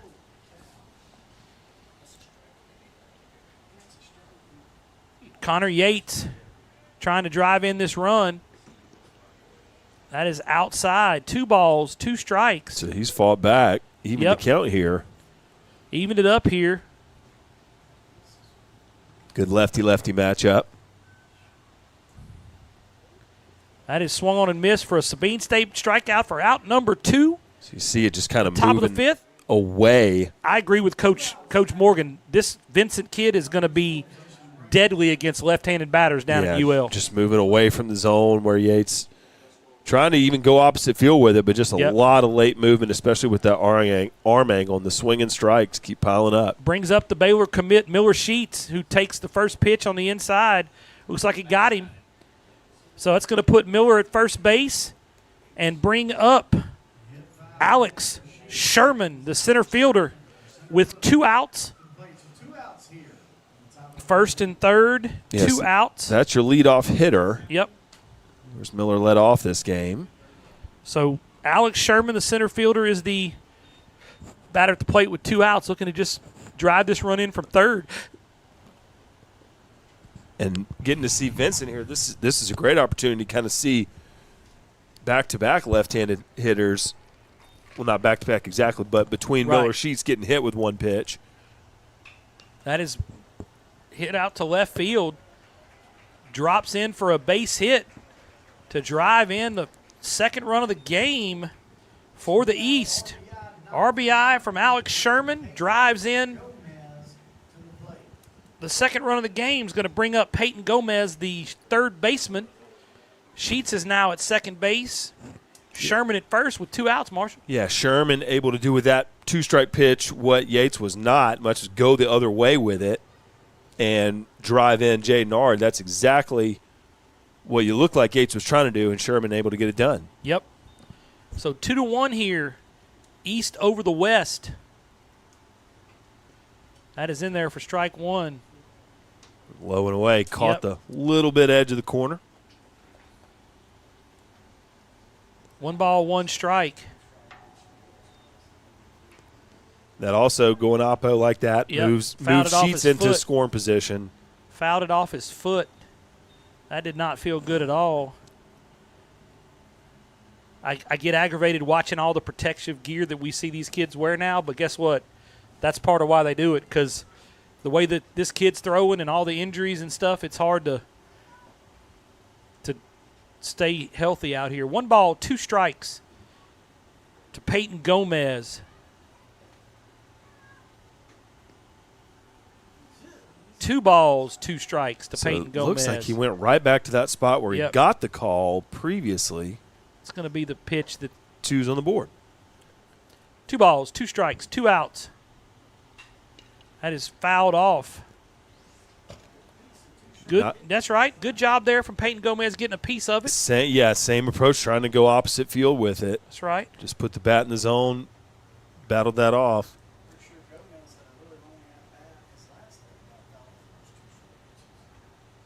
So here's another 2-2 pitch from Evan Vincent. Gomez calls time. Gomez calls time. 2 balls, 2 strikes, 2 outs. Vincent's 2-2 pitch. Oh, got a piece of it right over here. And again, 2-strike approach. Just make sure you're getting a bat in the zone. That's right. 2-2 pitch here from Vincent to Gomez. Even though he's the other side of the plate, I might take a page out of Sherman's book and try to go opposite.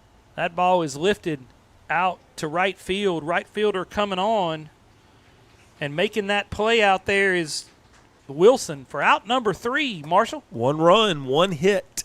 No errors, 2 runners left on base. The end of 4.5.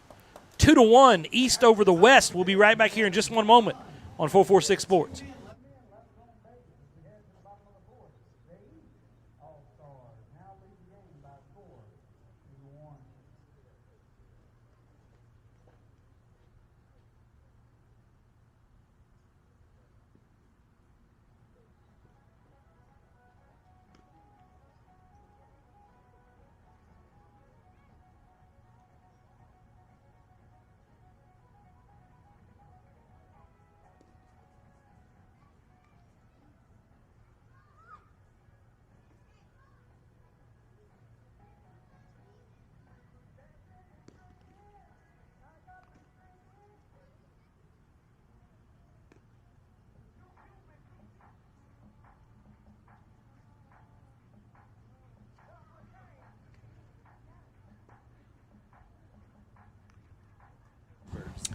Back out here at Billy Allgood Field on the campus of Louisiana Christian University for the bottom of the 5th inning. The East 2-1 over the West. Looks like coming up for the West is going to be Camden Guidry, Wilson, and Washington. But this is the 5th inning, so these starters are going to play this inning, and then they're going to make changes next inning. Yeah, Guidry, like we mentioned, committed to LSUA, first team all-district now, and that's a really tough 3-5A district that Acadiana's in. Yep. We're going to have Camden's teammate Tyler Martina up here in the 8th inning talk about his commitment to Northwestern State University. Going to play for Coach Burt over there at Northwestern. We got to meet Coach Burt in our first game of the year at Northwestern when Ash played Houghton. Camden was first team all-district sophomore, junior, and senior year. Nice. That is swung on and hit out to right field and caught out there in right field by Seth DeGeorge for out number 1. That's the furthest hit ball we've seen today in gameplay opposite field from Guidry. He goes just about to the track. Yep. Going to bring it back up, the leadoff hitter Wilson. What's he for the night so far, Marshall? He is dark in here. 1 for 2. Okay.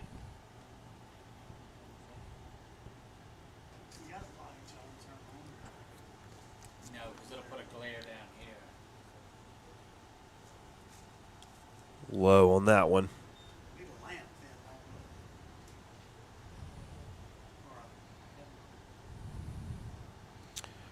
Yep. So that's a same pitch again. Yep. It's a 2-0. 2-0 pitch here. So 2 balls, no strikes here to Wilson. Seeing if the West can get that run back, tied up again. That ball was hit to shortstop. Shortstop circles that ball. Sheets comes over and makes that play.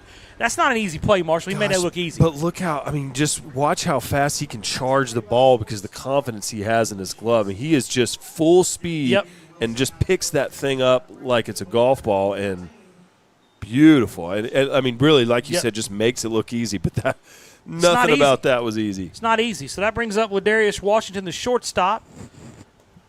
third at bat so far tonight, Marshall? Yes. What's he for the night? He walked his last at bat. Okay. So 0 for 1 tonight.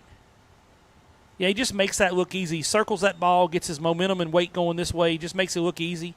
That's what you expect out of a kid that's going to Baylor. Yeah, and bases empty doesn't make a difference. But if there's a runner on first, like, you can turn 2 right there so much easier Right. just because of how quickly he can get to that ball and get the play started. So it doesn't stand out that much with, bases empty, but Right. yeah, he's as advertised. Fouled off by Jadarian. So 1 ball, 1 strike. Appreciate Coach Knuckles. I'm texting with him. He said, "You want me to come up?" I said, "Well, Ben Sheets is coming up in the 6th. Sorry." He said, "Not a problem. I understand." Yeah. Yep. No offense. Yeah, no offense taken. No balls, 2 strikes here to Jadarian Washington from the 2-time defending state champion Sam Houston Broncos. If Colton gets drafted by an NL Central team, then maybe. I agree totally, and I think he'll Deal. understand. He'll understand as well. One of my good buddies. Well, I always love coaching or umpiring Coach Knuckles' ball games. So 0-2 pitch here to Washington with 2 outs in the bottom of the 5th inning. Need to ask him if as a Milwaukee's World player, you get to slide down the slide, I think. Okay. That ought to be All right. a given.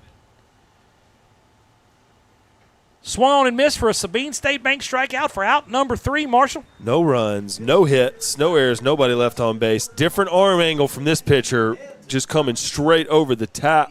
Straight over the top is Right. Camden Fiskerly, and overpowering for the final out. After 5 complete innings of play, your score. The East 2, the West 1. We'll be right back here in just one moment on 446 Sports.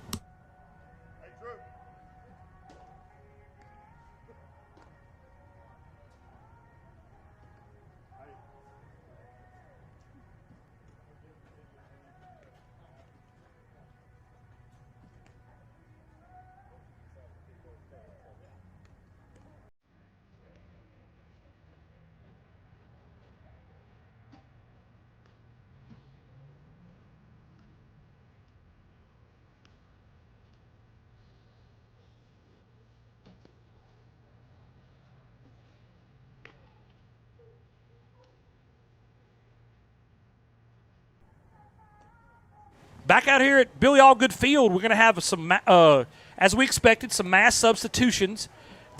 Each player is going to play 5 innings today, 4 tomorrow, and flip-flop that. So, Marshall, what we got? Okay, I'm trying to see who I recognize. I see Jed Henry at second Okay. from South Beauregard. All right. I see, is that Lejeune who's moved to pitcher, or? Looks like that's Jay. Yep, that looks like that's him at Okay. pitching. I see, Drew Lejeune from Notre Dame. let's see who else I can. We're not going to be 100% sure about the positions, but I can tell you Gage James, Will Power, like you said, Jed Henry. Gage James is in right field, number Okay. 14 from Pitkin. Was a really good pitcher for them this year, but he played center a lot, but Yep. he's in right now. Pitkin, the runner-up, lost to the first-time state champion Glenmore Wildcats. Glenmore Wildcats. That's right. So Caleb Calhoun, Landon Brewer, Gage Guidry, That, Blaze Duhon. let's see. Is that the other side? I don't see those guys out here. Okay. Well, then that may Gage Guidry, the pitcher for Vinton, got to see him in Sulphur. okay. So once again, this is mass substitutions. They're going to do this every game. It's going to be difficult. So, it's 5 innings. So these guys will get 5 innings tomorrow at noon, and the Right. guys that we just saw will get the final 4. So everybody will get 9 innings Okay. theoretically, or close to it. So here we go.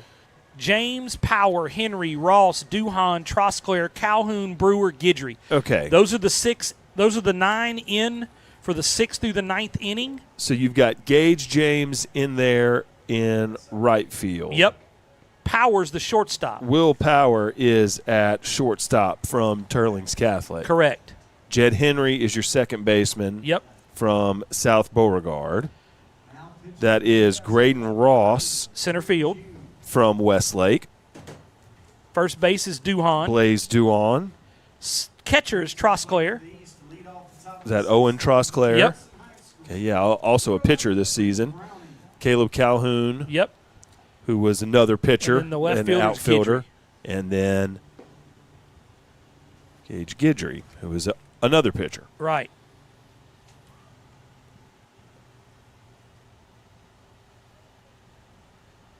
So, and this is Cal, I believe. the Weston Wolf, Yep. who was Browning. Yeah, Drew Browning, who was a finalist in the Home Run Derby That's and right. a semifinalist that lost to Pitkin in the Class B semis. Actually, Gage James pitched That's right. that game. Weston Yep. gave him a great ball game, Right. but the Tigers pulled away. So, our second visit up here to second visit up here to the press box is the 10th pick in the 1990 draft for the Milwaukee Brewers. But more importantly, the father of Miller Sheets, Ben Sheets. Thanks for joining us, Ben. Oh, yeah. Glad to be here. So Miller is headed to Baylor. We just found out that Madden is headed down to Delgado. Tell us what made Miller choose Baylor. I think first and foremost was the interest, from the head coach, Mitch Thompson, and he was excited that it was early in the process. And Miller's a lot like I was. Like, he ain't searching for the biggest, baddest, everything. He's looking for a fit. Yes, sir. It was one of the biggest Baptist schools, which he really enjoyed. He likes that aspect of the school. He got to like the coaches. And you hear me breathing heavy. This was a heck of a walk up here. I understand. Look, we had to do the same thing. I've got a friend from that area. If you hold this against me on the live air, it's gonna be bad. But Jimmy Guthrie and I are good friends. Yeah. Played a little golf together. Don't hold that against me. I know his kids played up there at Sterlington as well. But we've been listening and watching Miller for so long, and obviously Baylor's a great school, and so he's going to be headed over there. I'm sure you're going to get a chance to go over there and watch him play. Yeah, we kept up with him a little bit this year, and he's excited, which makes us excited. You kind of make your own path, so if you go there and you perform well early, you'll get an opportunity, and that's all you can really ask with these kids is the opportunity to get on the field and, kind of you dictate that. Right. You dictate that by your actions every day. If you show up to class, if you're accountable, if you're a great teammate, and obviously performance comes down to how you practice, how you scrimmage, how you inter-squad, and kind of how you fit in your team. And, I think one of Miller's biggest, per se, perks is that he's a great leader. He talks the game. He's always involved in the game. Even in inter-squads and practices, he thinks it's Game 7 in Yankee Stadium. Right. So, I think that'll benefit him at the next level, just how he competes. Well, I asked Jimmy one day, I said, man, it's got to be pretty cool to have your kid playing with Ben Sheets' kid. And he said, let me tell you something. Miller Sheets is a better kid than he is a baseball player. And that says a lot about y'all. He's such a big kid. We were watching that play earlier where he circled that ball and threw to first. He moves. How tall is he? 6'2", about 6'2", 195. 195, big kid, but he moves really well. And like I said, hearing stories from some people up there, if you're a better kid than he is a baseball player, I've heard he's a really good baseball player. So that's impressive. When does everything start over at Baylor once he gets done here? Well, you're talking about how he moves. He didn't move well enough to get out that way of that pitch. Well, as a former pitcher, I get you. I understand that. But so when does everything start once he gets done here? Miller reports there July 13th. July 13th. I guess they'll have some sort of weight programs, agility. I don't really know. He'll enter school there, and he's excited. Like I said, they haven't made the regional, I think, since like 2019. But okay. If you know Miller, he thinks as soon as he walks on campus, they're a regional team. Well, yeah. I mean, if he doesn't believe in himself, nobody else is going to believe in him, I'm sure. He believes in his teammates, too, and he don't even know them. Right. He's like, all right, let's go, us against y'all. Right. So,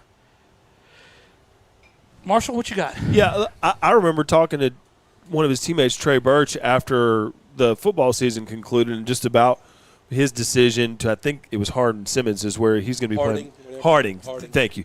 Where he'll be playing football. And he just talked about, look, I don't know what it's like to not win. So my interest is going to a program where we can win. That is first and foremost to me.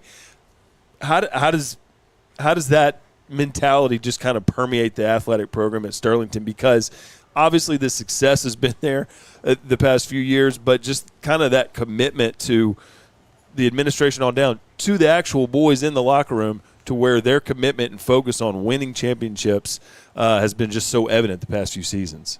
Well, I mean, it starts at the top. We're one of the top-rated schools, in the state academically.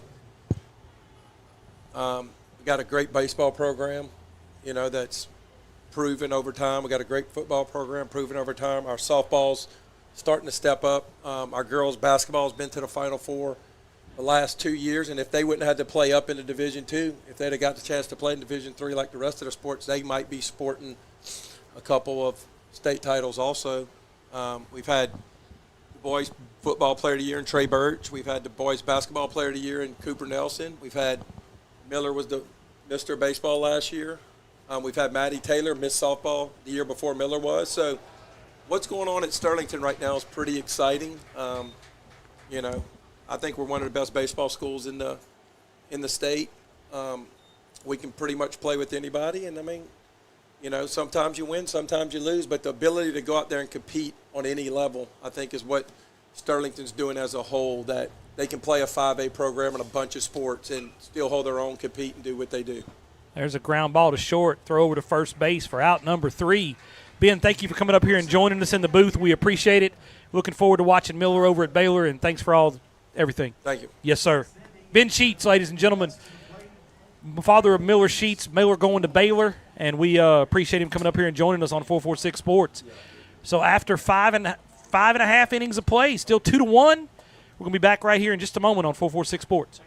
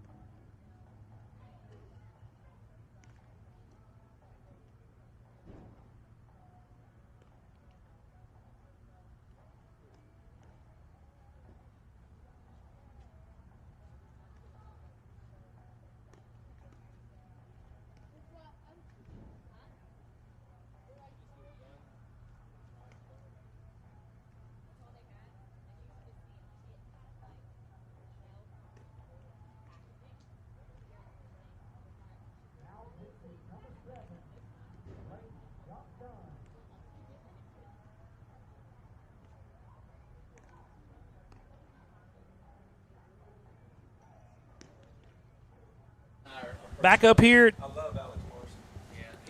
Billy Allgood Field. Looks like we got a new pitcher. Marshall, who is that? Yeah, Bladen Dunn, a.k.a. Gump Dunn. Dunn? He was really just the guy for the Caldwell Spartans this year. He hit the walk-off hit and RBI to upset the 8C St. James Wildcats. Okay. And they finished their season against Sterlington in the next round up against the defending champs. What a better baseball name than Gump Dunn. Yeah, how about that? Bladen Dunn. He's had a really, really good season for the Spartans this past season, his senior season. Like I said, played shortstop a lot, pitched a lot whenever they needed him, to get on the mound. And he was just, like I said, he was kind of everything for them. He is committed to Arkansas Three Rivers to play college ball next year. So Pitkins, Gage James is up at the plate facing Gump Dunn. First pitch to James is a ball. 1 ball, no strikes. Once again, glad to have Ben Sheets, Milwaukee Brewers pitcher, 10th draft pick in the from 1999. Gump Dunn versus Gage James here. Yeah, Gage James, pretty much the workhorse as a starting pitcher for Pitkin this year. Their other starter was kind of late coming back for some injuries, so they leaned on number 14 a lot to pitch and play center and hit. He was right there right in the middle of their lineup, 3, 4, 5, somewhere in there. Quickly falls behind 3-0 here to Dunn is behind to Gage James. James looking to draw a base on balls to start this inning. That is ball 4. So James draws a 4-pitch walk from Gump Dunn. Going to bring up I can see the number 7. Who we got, Marshall?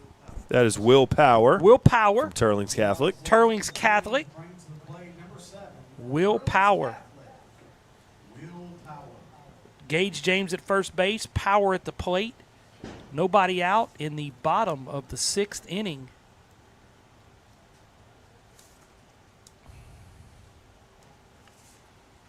Stick around in the 8th inning. We're going to have an NSU commit and one of my buddy's sons, Ty LaMartina from Acadiana, going to come up here and tell us about his commitment to NSU and looking forward to playing for Coach Burt. So here's the 0-1 pitch here from Dunn to Power. That is grounded to second base, over to shortstop for 1. That's going to be fielder's choice. Fielder's choice. They're calling a double play there. Looks like we got a little say interfered. Interfered. Not going to get probably a whole lot of arguments from. Yep. Little interference call there. Got a replay of that, Doug?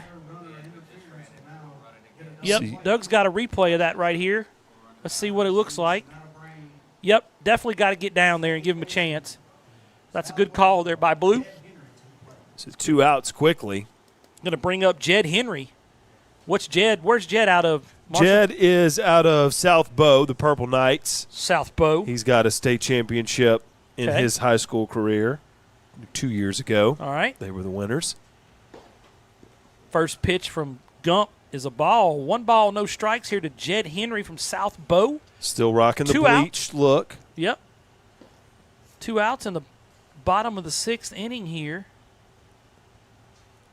Jed's committed to Arkansas Mid-South. Arkansas Mid-South. I'm assuming that's going to be in the middle of Arkansas. Somewhere right there. Maybe. All right, got you.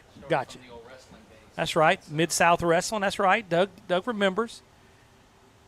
That is swung on and fouled off over here, so 1 ball, 1 strike here. Yeah, Henry playing second, but was kind of a shortstop pitcher, similar to Dunn. A really, really good pitcher for them this year. Pitched, I believe, 7 innings of no-hit ball against Sterlington. They ended up losing that game in extras.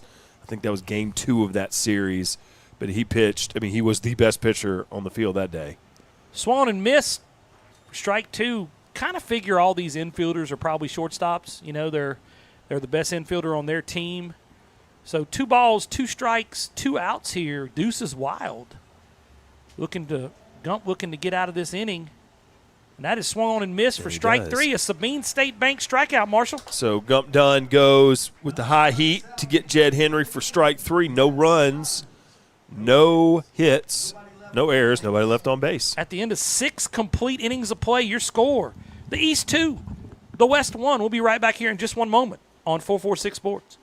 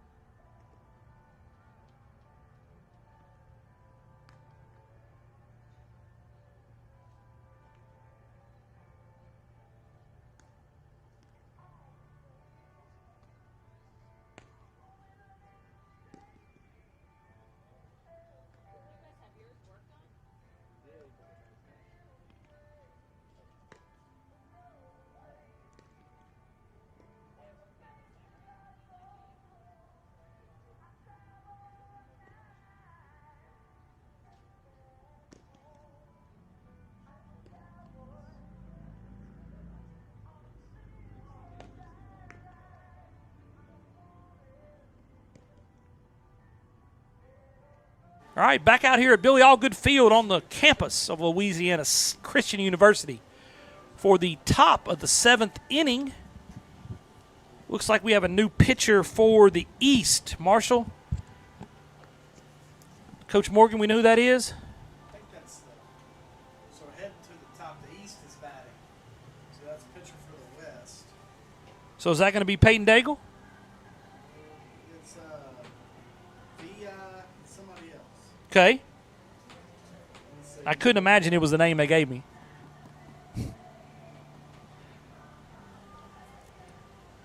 It's a mystery, Doug, but we're going to figure it out, though. Doesn't look like. All right. No, that must be Daigle. All right. His Peyton Daigle is the new pitcher for the West. Marshall, tell us about Peyton Daigle. Peyton is out of Rain High School, committed to East Central Community College. East Central. Okay. Now pitching for the West. Who's he facing? He's a first-team All-District Daigle. player for Rain. Peyton Daigle at the plate on the mound. Actually up to 95. First pitch is swung on and missed. You the one who told me that? Trying to see who he's facing, but not. Again, these are mass substitutions, so it's going to be difficult to.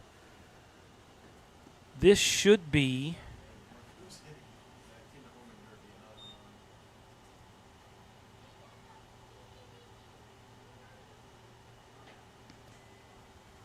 Nice off-speed pitch there to go ahead in the count. Is that Jackson Hill?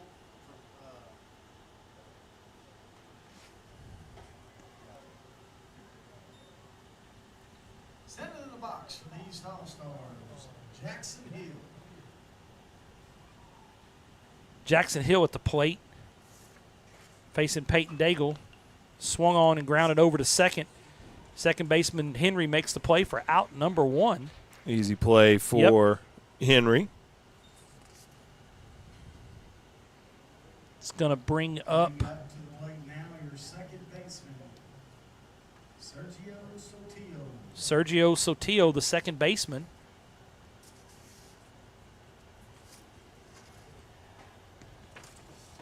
The Slidell Tiger, Yep. committed to BRCC. BRCC commit. Daigle Good with pitch. another pitch. Quickly ahead 0-2 here is Daigle.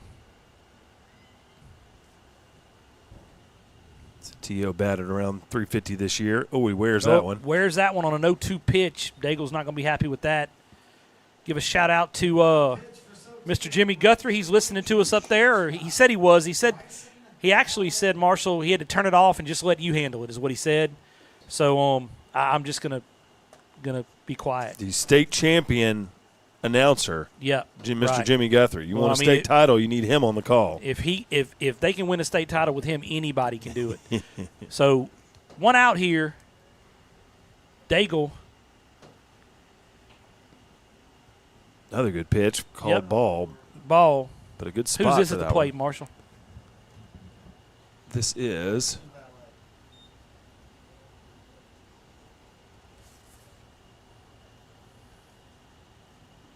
Swung on and missed for strike 1. 1 ball, 1 strike.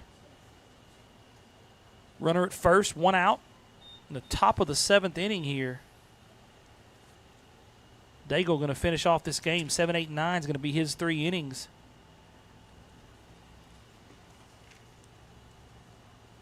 Again, we're sorry for the tough time with the players because, again, they're mass substituting. it's a And 1-1 count. It's Bryson Valet from Bryson French Valley- Settlement. French Settlement, okay.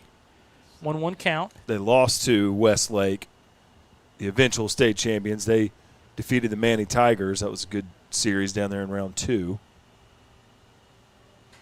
Swung on and fouled a little piece of it there. French Settlement, 2 schools there in Livingston Parish, 2 of the biggest high schools in the state that do not have football. Wow. They're a 2A school that doesn't have football. Doyle's 3A, and they don't play football. So Valet, 1-2 here, facing Daigle with a runner on first, 1 out. But French Settlement, really good basketball and baseball programs. That is the pitch on the corner that he's going to have a tough time getting. 2 balls, 2 strikes. And we've seen both right and left-handed starters go for that spot, low and away to righties all night. Not going to get that pitch. Unless you do.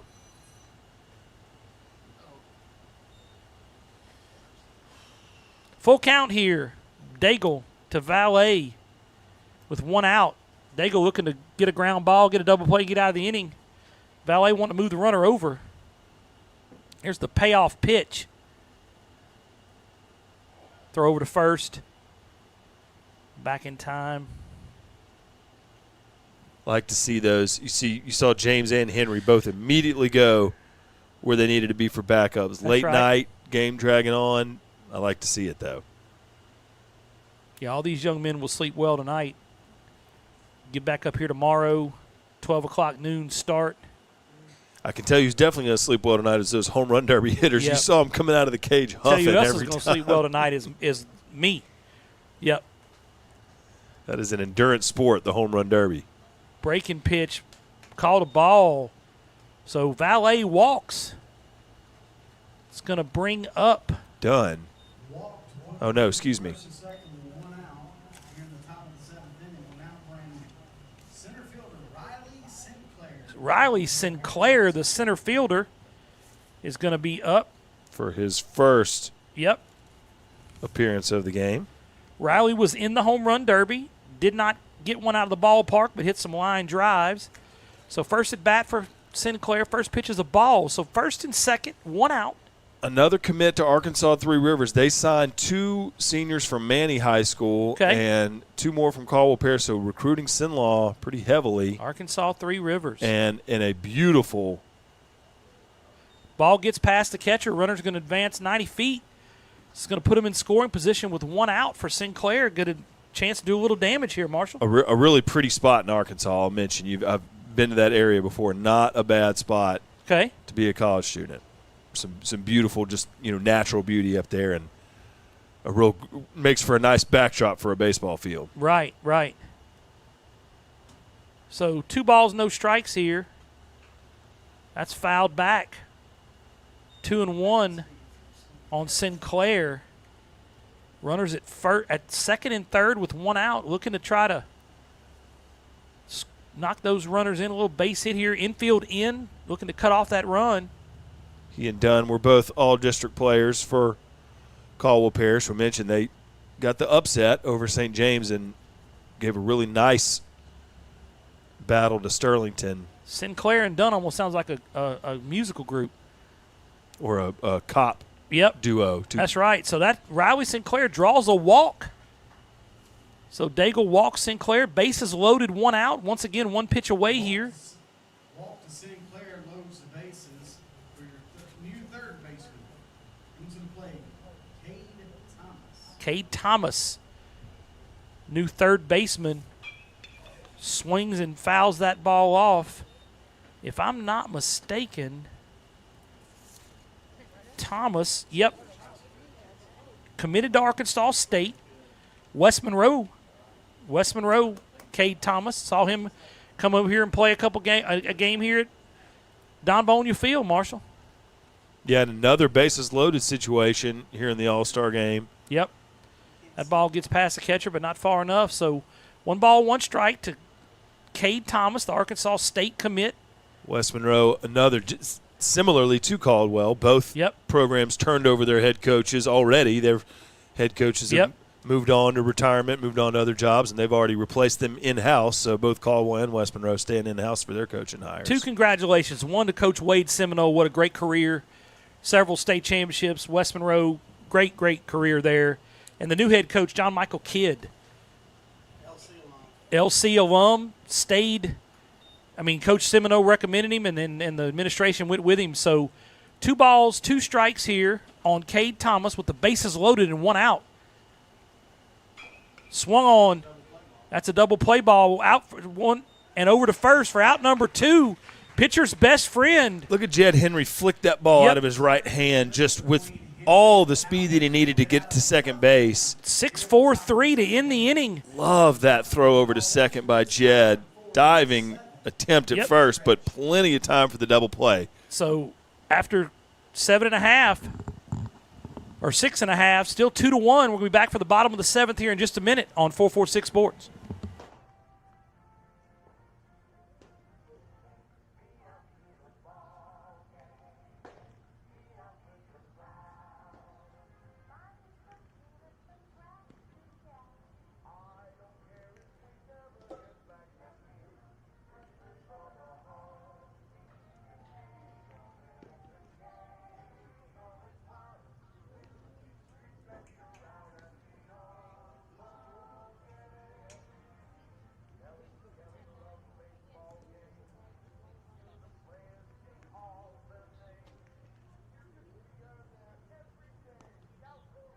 Back out here at Billy Allgood Field on the campus of Louisiana Christian University. Gump Dunn back on the mound. Going to give a shout-out to one of my good buddies who's listening now. He told me I had to be nice. The state champion announcer for the Sterlington Panthers, Jimmy Guthrie.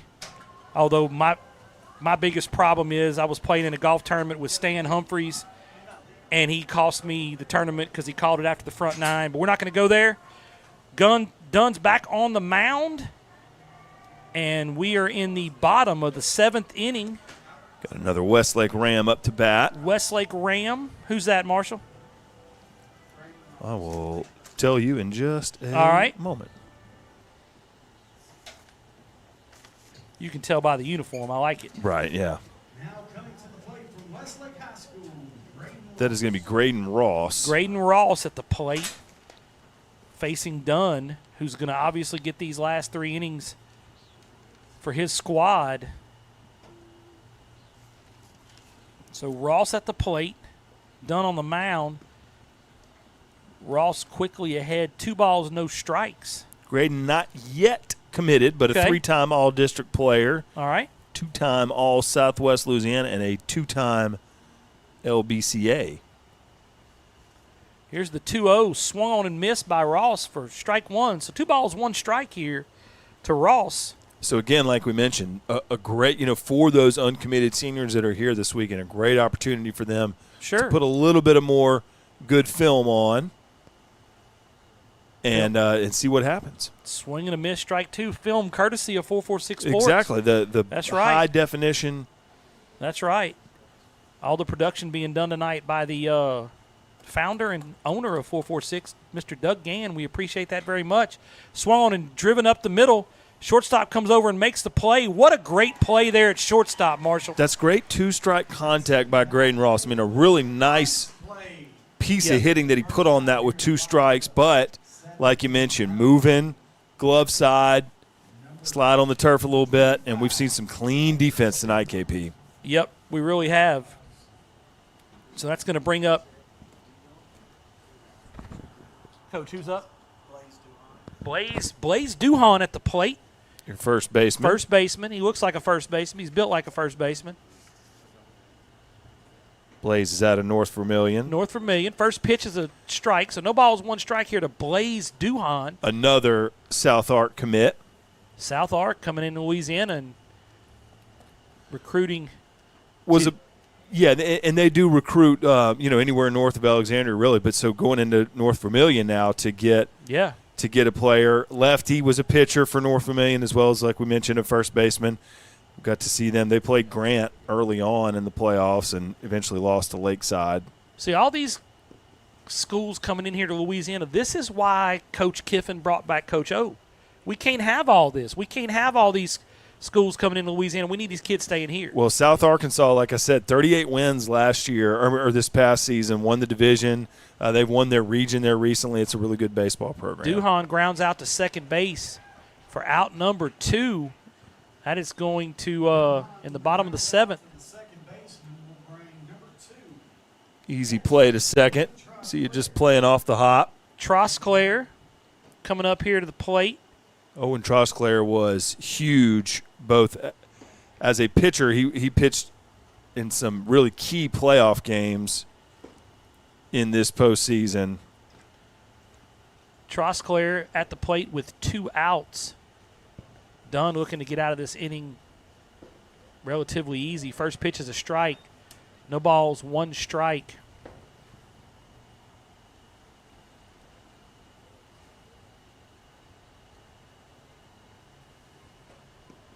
That's a really good fastball by Bladen Dunn. No balls, 2 strikes here from Dunn to Trosclair. That is in the dirt. Waste 1 on 0-2. That's right. 1-2 here. Dunn looking to get out of this inning. Stay around in the 8th inning. We're going to have NSU commit Ty LaMartina up here. Tell us about going over to play for Coach Burt. Here's the 1-2. Yeah, Covenant Christian had a great playoff run. Trosclair, like I mentioned, a big part of that. Still waiting on that LSU gear. Yes. So here's the 2-2 pitch here from Dunn to Trosclair. Swung on a miss for a Sabine State Bank strikeout Another swing and strike. to end the bottom of the 7th, Marshall. No runs, no hits, no errors, nobody left on. You see Gump Dunn just really settled into that fastball. Didn't need to go away from it to get Trosclair. Swing and miss, and we are to the Top of the 8th. top of the 8th inning. Yep, 2-1 West, or excuse me, 2-1 East over the West. We'll be right back here in just a moment on 446 Sports.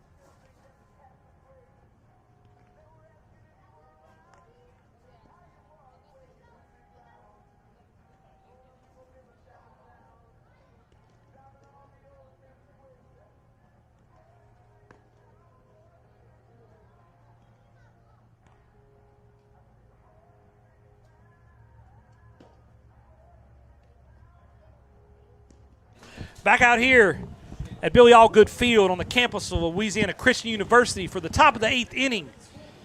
The pitcher out there for the West is still Peyton Daigle. And he is going to be facing – who's he facing, Marshall? Let's see who's up to it. Is that Jaden Ard? Oh, no, Jaden Ard's on deck. Is Okay. that Browning up to bat? Browning. I believe that it is, yes. Okay. From Weston. All right. Weston, Your Derby finalist. Derby Runner-up. finalist. Drew Browning. Yep. Weston High School's principal, David Lee Huckabee from Calvin/Winfield, Louisiana. Spoke to him earlier, got some information on Drew. So here's the first pitch from Peyton Daigle to Browning.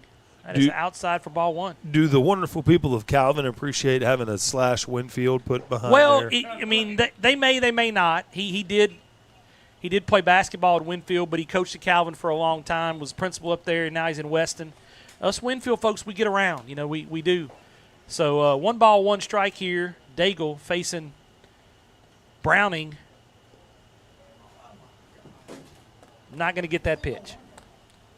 2 balls, 1 strike.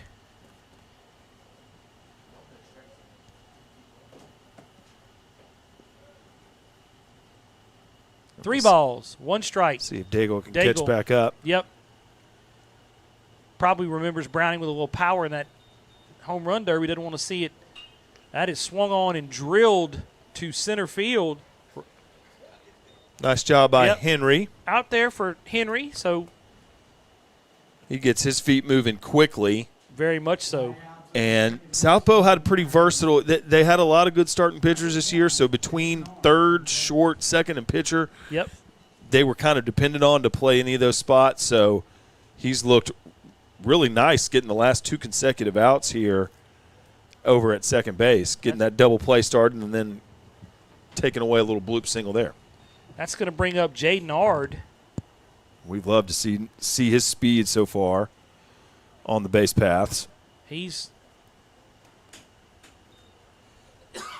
So if he can find a way on against Daigle, who's trying to locate here, Yep.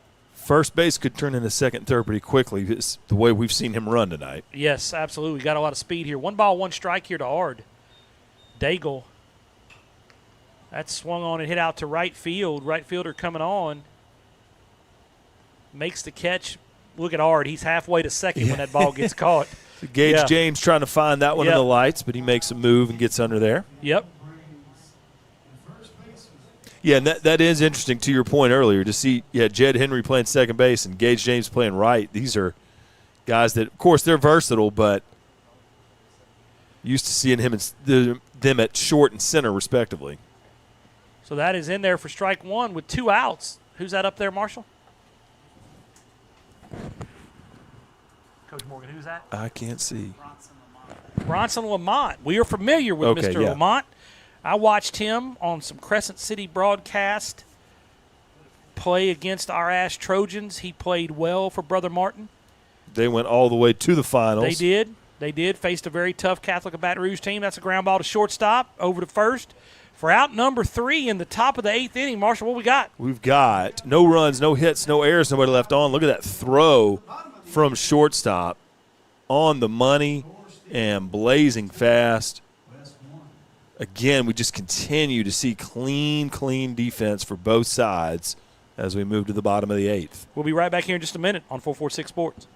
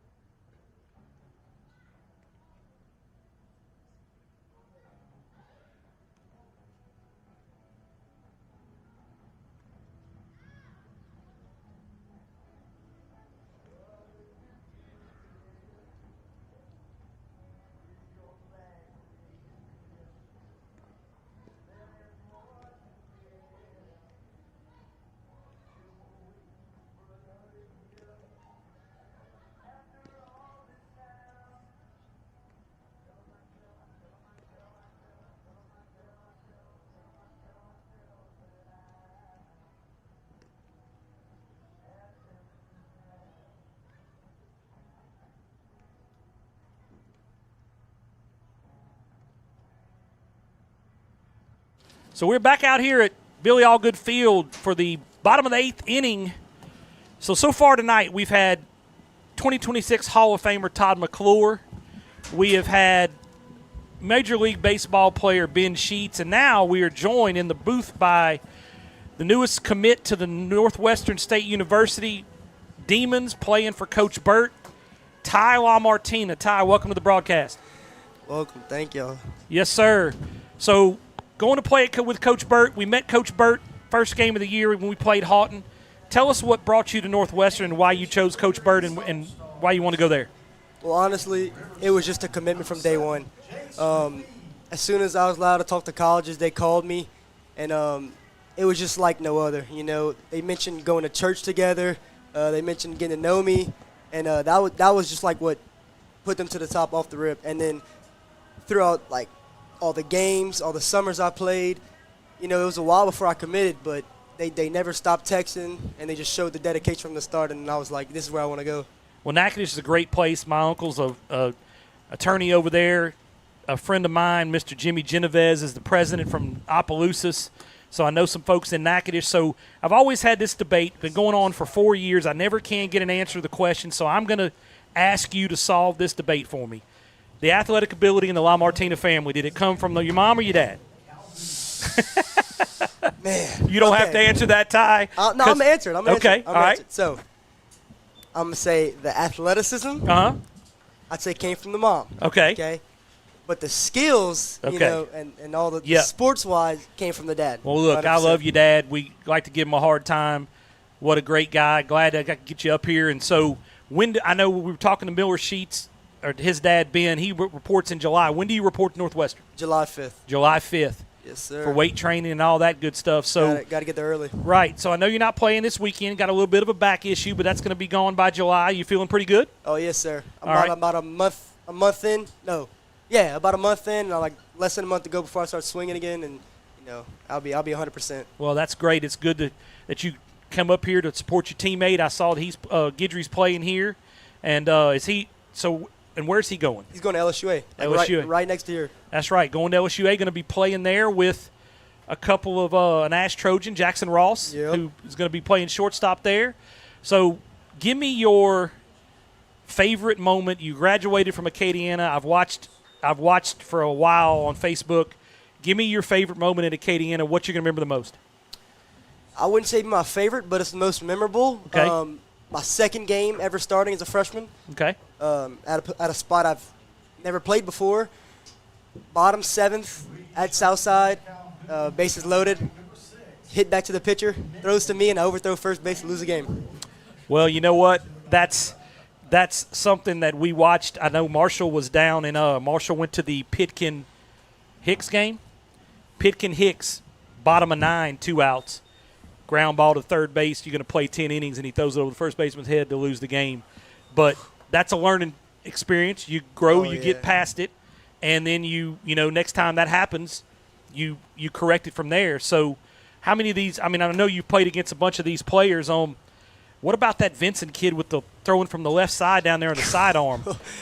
We faced him – well, shoot. I faced him sophomore, junior, and senior year. Not junior, but sophomore year faced him, and then senior got to face him. And it's not normal pitching, but once you get used to it, he knows it. He knows it. I'd say every year so far, I got the best of him. So, yeah. Well, look, congratulations on playing in Northwestern for Coach Burt. We'll be over there to watch you. Thanks for coming up, Ty. Yes, sir. Thank you for having me. Yes, sir. Absolutely. Ty Martina, Northwestern commit, Acadiana alum. Yep. Yeah, Caleb Calhoun with a strikeout for the first out. What a play. Safe at first base.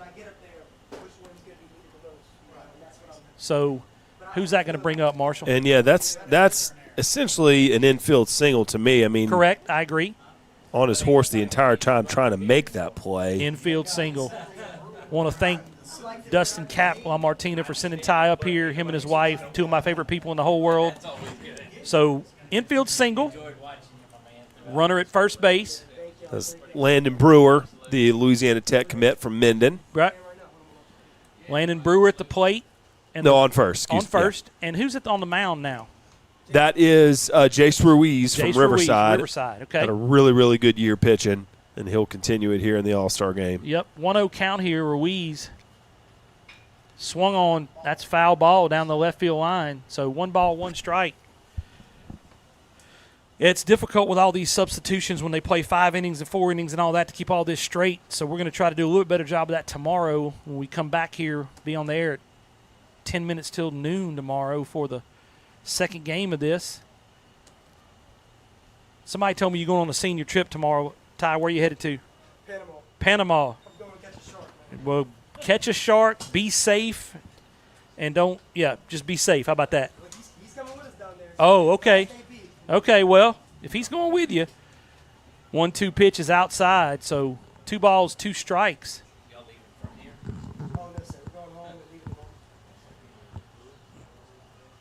Jace Ruiz on the mound. 1 out, looking for a double play ball here. That is swung on, got past the catcher. It's going to be a first base was occupied, so he's going to be out. That's going to be out number 2 for Jace Ruiz. It's going to bring up number 14. Who is that, Marshall? That is Gage James. From Pitkin. That's 2 strikeouts for Ruiz. Both of them. Sabine State Bank strikeouts. Dropped the 3rd strike. Thank you. Yep. To Sabine State Bank. Yep, that's right. Jason Tarver, appreciate him sponsoring all of our strikeouts this year. So now we'll see if Mr. James can drive it a run. In. Right. Yep. Ball goes wide, so there goes Brewer. Yep, down to third. Oh, goodness. What a play there from the catcher. Wow. I mean, a lot of times the ball goes wide like that, you'll send a runner, but gosh, he just got over there quickly, accurate throw. That looked like a catcher I've seen do that a couple times down at Acadiana. That's pretty good right there. So, no runs, no hits, no errors, nobody left on base. 1 inning left and coming back in the 9th. 2-1, the East over the West. We'll be right back here in just a moment on 446 Sports.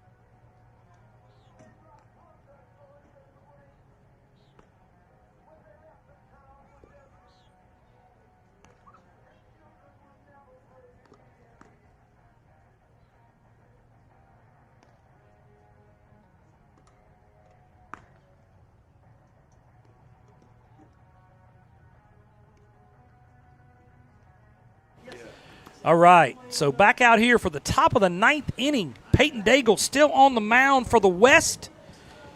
Looks like he's going to be facing that catcher that just made the great play behind the plate, Marshall. Yeah, I believe – is that Cincino That's from Cincino. Franklinton? Yeah. Yep. So- What a great play there from Cincino. I think Cincino wins the uniform award, Coach. I agree. What you think there, I agree. Stewart? I mean, that's just sweet. You know, I like the powder blues. I like but the Noah powder Sullivan. purple. I mean, that's Yeah, powder purple, yeah. isn't it? That's I pretty agree. good. So It's been my favorite. Yep. So Coming it's out the going to be bullpen, yeah. Cicino. Who's after him, Marshall? Cicino. Well, they haven't been through. We haven't Okay. been through this batting order yet, All right. so we'll see. So top of the 9th. Daigle still on the mound for the West. Cicino. Yep. Be good, Ty. Sounds good, buddy. So top of the 9th here. How often do we see this, Marshall? Make a great play on the defensive side, come up and lead off the bottom of the inning, top of the inning. Yeah, and really just took that play away because, again, like I mentioned, I mean, that's Yeah. – but I send the runner from second to third every time with that angle, but just the foot speed to get it over there and then just not even bringing his arm back to his body, kept it wide and just ripped it over there. Right. Cicino drives that ball to second base. Second baseman comes over and makes that play. Low throw, dug out over there at first base for out number 1. That is going to bring up. Henry does a good job. And watch again just with that footwork, squaring up. Jackson to the Hill, first the left baseman. fielder. Yep. Yeah, I have a feeling they're going to play the bottom of this inning no matter what the score is. Okay, interesting. Yep. Jackson Hill is at the plate facing Peyton Daigle. 1 out. They may not, but they might. That's right. I bet they're going to want to bat. What you think? See? You don't know much get past Gann over there. The losing team is going to want to bat last, Marshall. Remember that. So no balls, 2 strikes here. Daigle quickly ahead of Jackson Hill. I spent a few years coaching high school baseball, Yep. many practices fielding the question of when BP on the field was going to start. So, Right, yeah, that right. doesn't shock me at all. Right. Glad to have a fine young man up here, Mr. La Martina, going to Northwestern. Get to go watch him over there play for Coach Burt. And so remember, this matchup that you've seen these last 4 innings, this will be who'll start it off That's right, tomorrow at lunchtime. Correct. And then we'll see those guys that came in for the first 5 innings come in for the final 4. Sabine State Bank strikeout for out number 2 in the top of the 9th.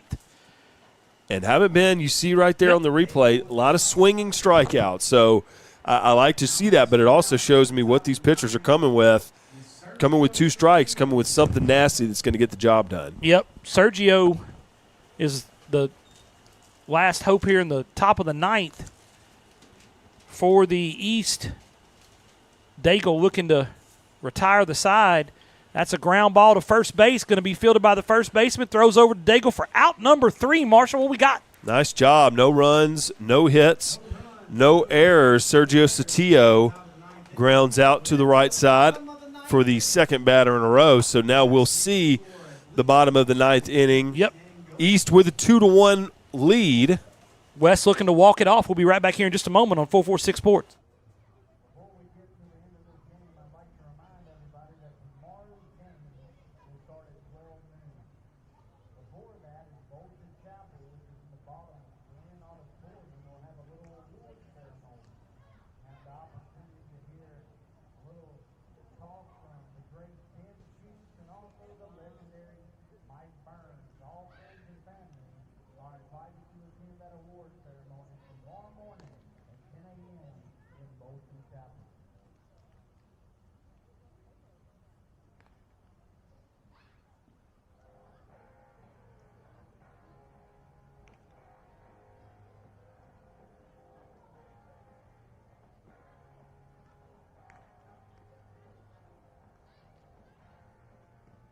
Back out here for the bottom of the 9th inning at the Louisiana Coaches All-Star Game.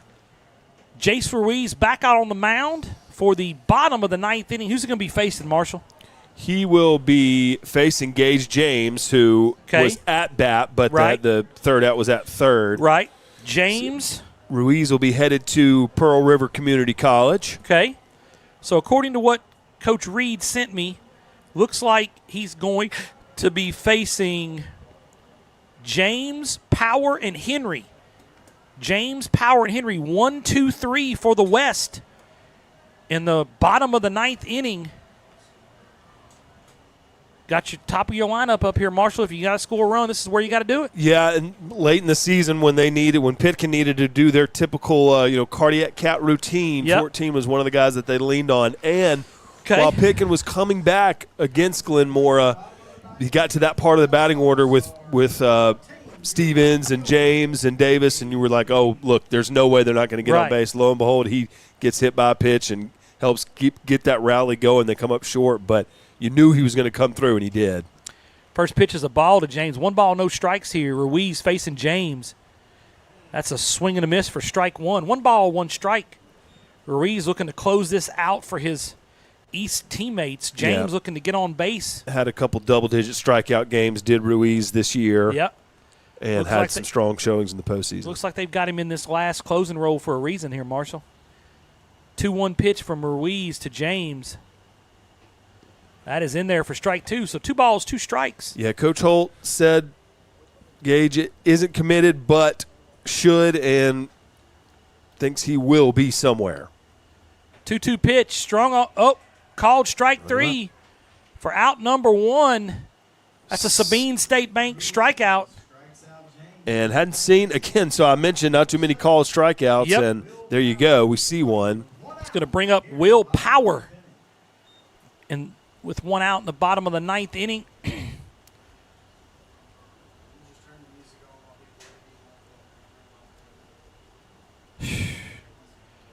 So 1 out here, Power at the plate.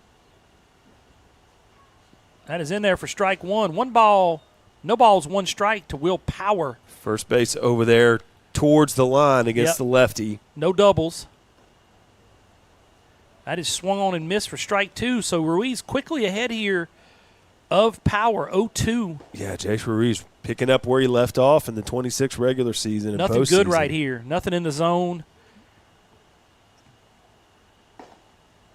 That is swung on, and it's a little bit too much of the zone there on 0-2, huh, Coach? Well, we love going away, going opposite field with 2 strikes. Not a lot of room on that side here at Billy Allgood Field. There is not. He was MVP of the Futures game last year in ULM, LBC. Ruiz? Will Power. MVP of the Futures game last year. So 0-2 pitch here. Got another piece of it there. Good job from Power. What a name, Will Power.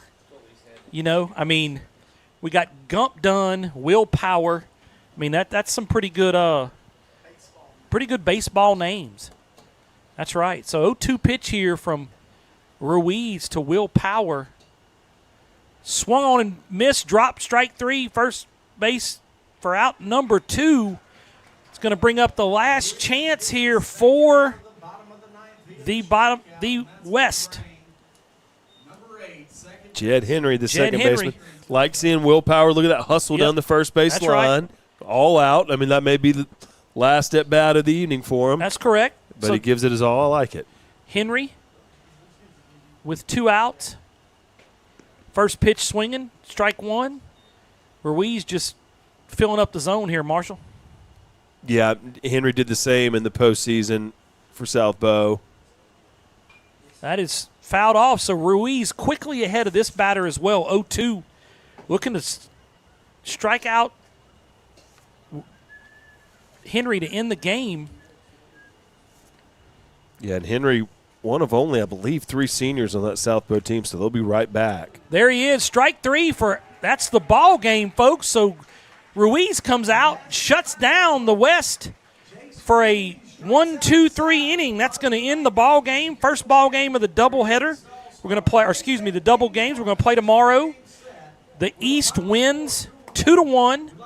Marshall, give me your thoughts. So a 2-1 baseball game with no errors and really just clean 9 innings on both sides. I mean, that is it may not take the flavor of an exhibition all-star game, but you saw all-star players tonight playing their hardest. And, this didn't look like an exhibition game at all to me. It looked like all-star players trying to get a quality at bat, a quality defensive rotation and everything like that, and that's what you saw. So hopefully we'll get to see more of that tomorrow because this was really, really high-quality baseball. I agree. So for Doug Gann, Marshall Leffer, KP Miles will be back here tomorrow at 12 o'clock for Game 2.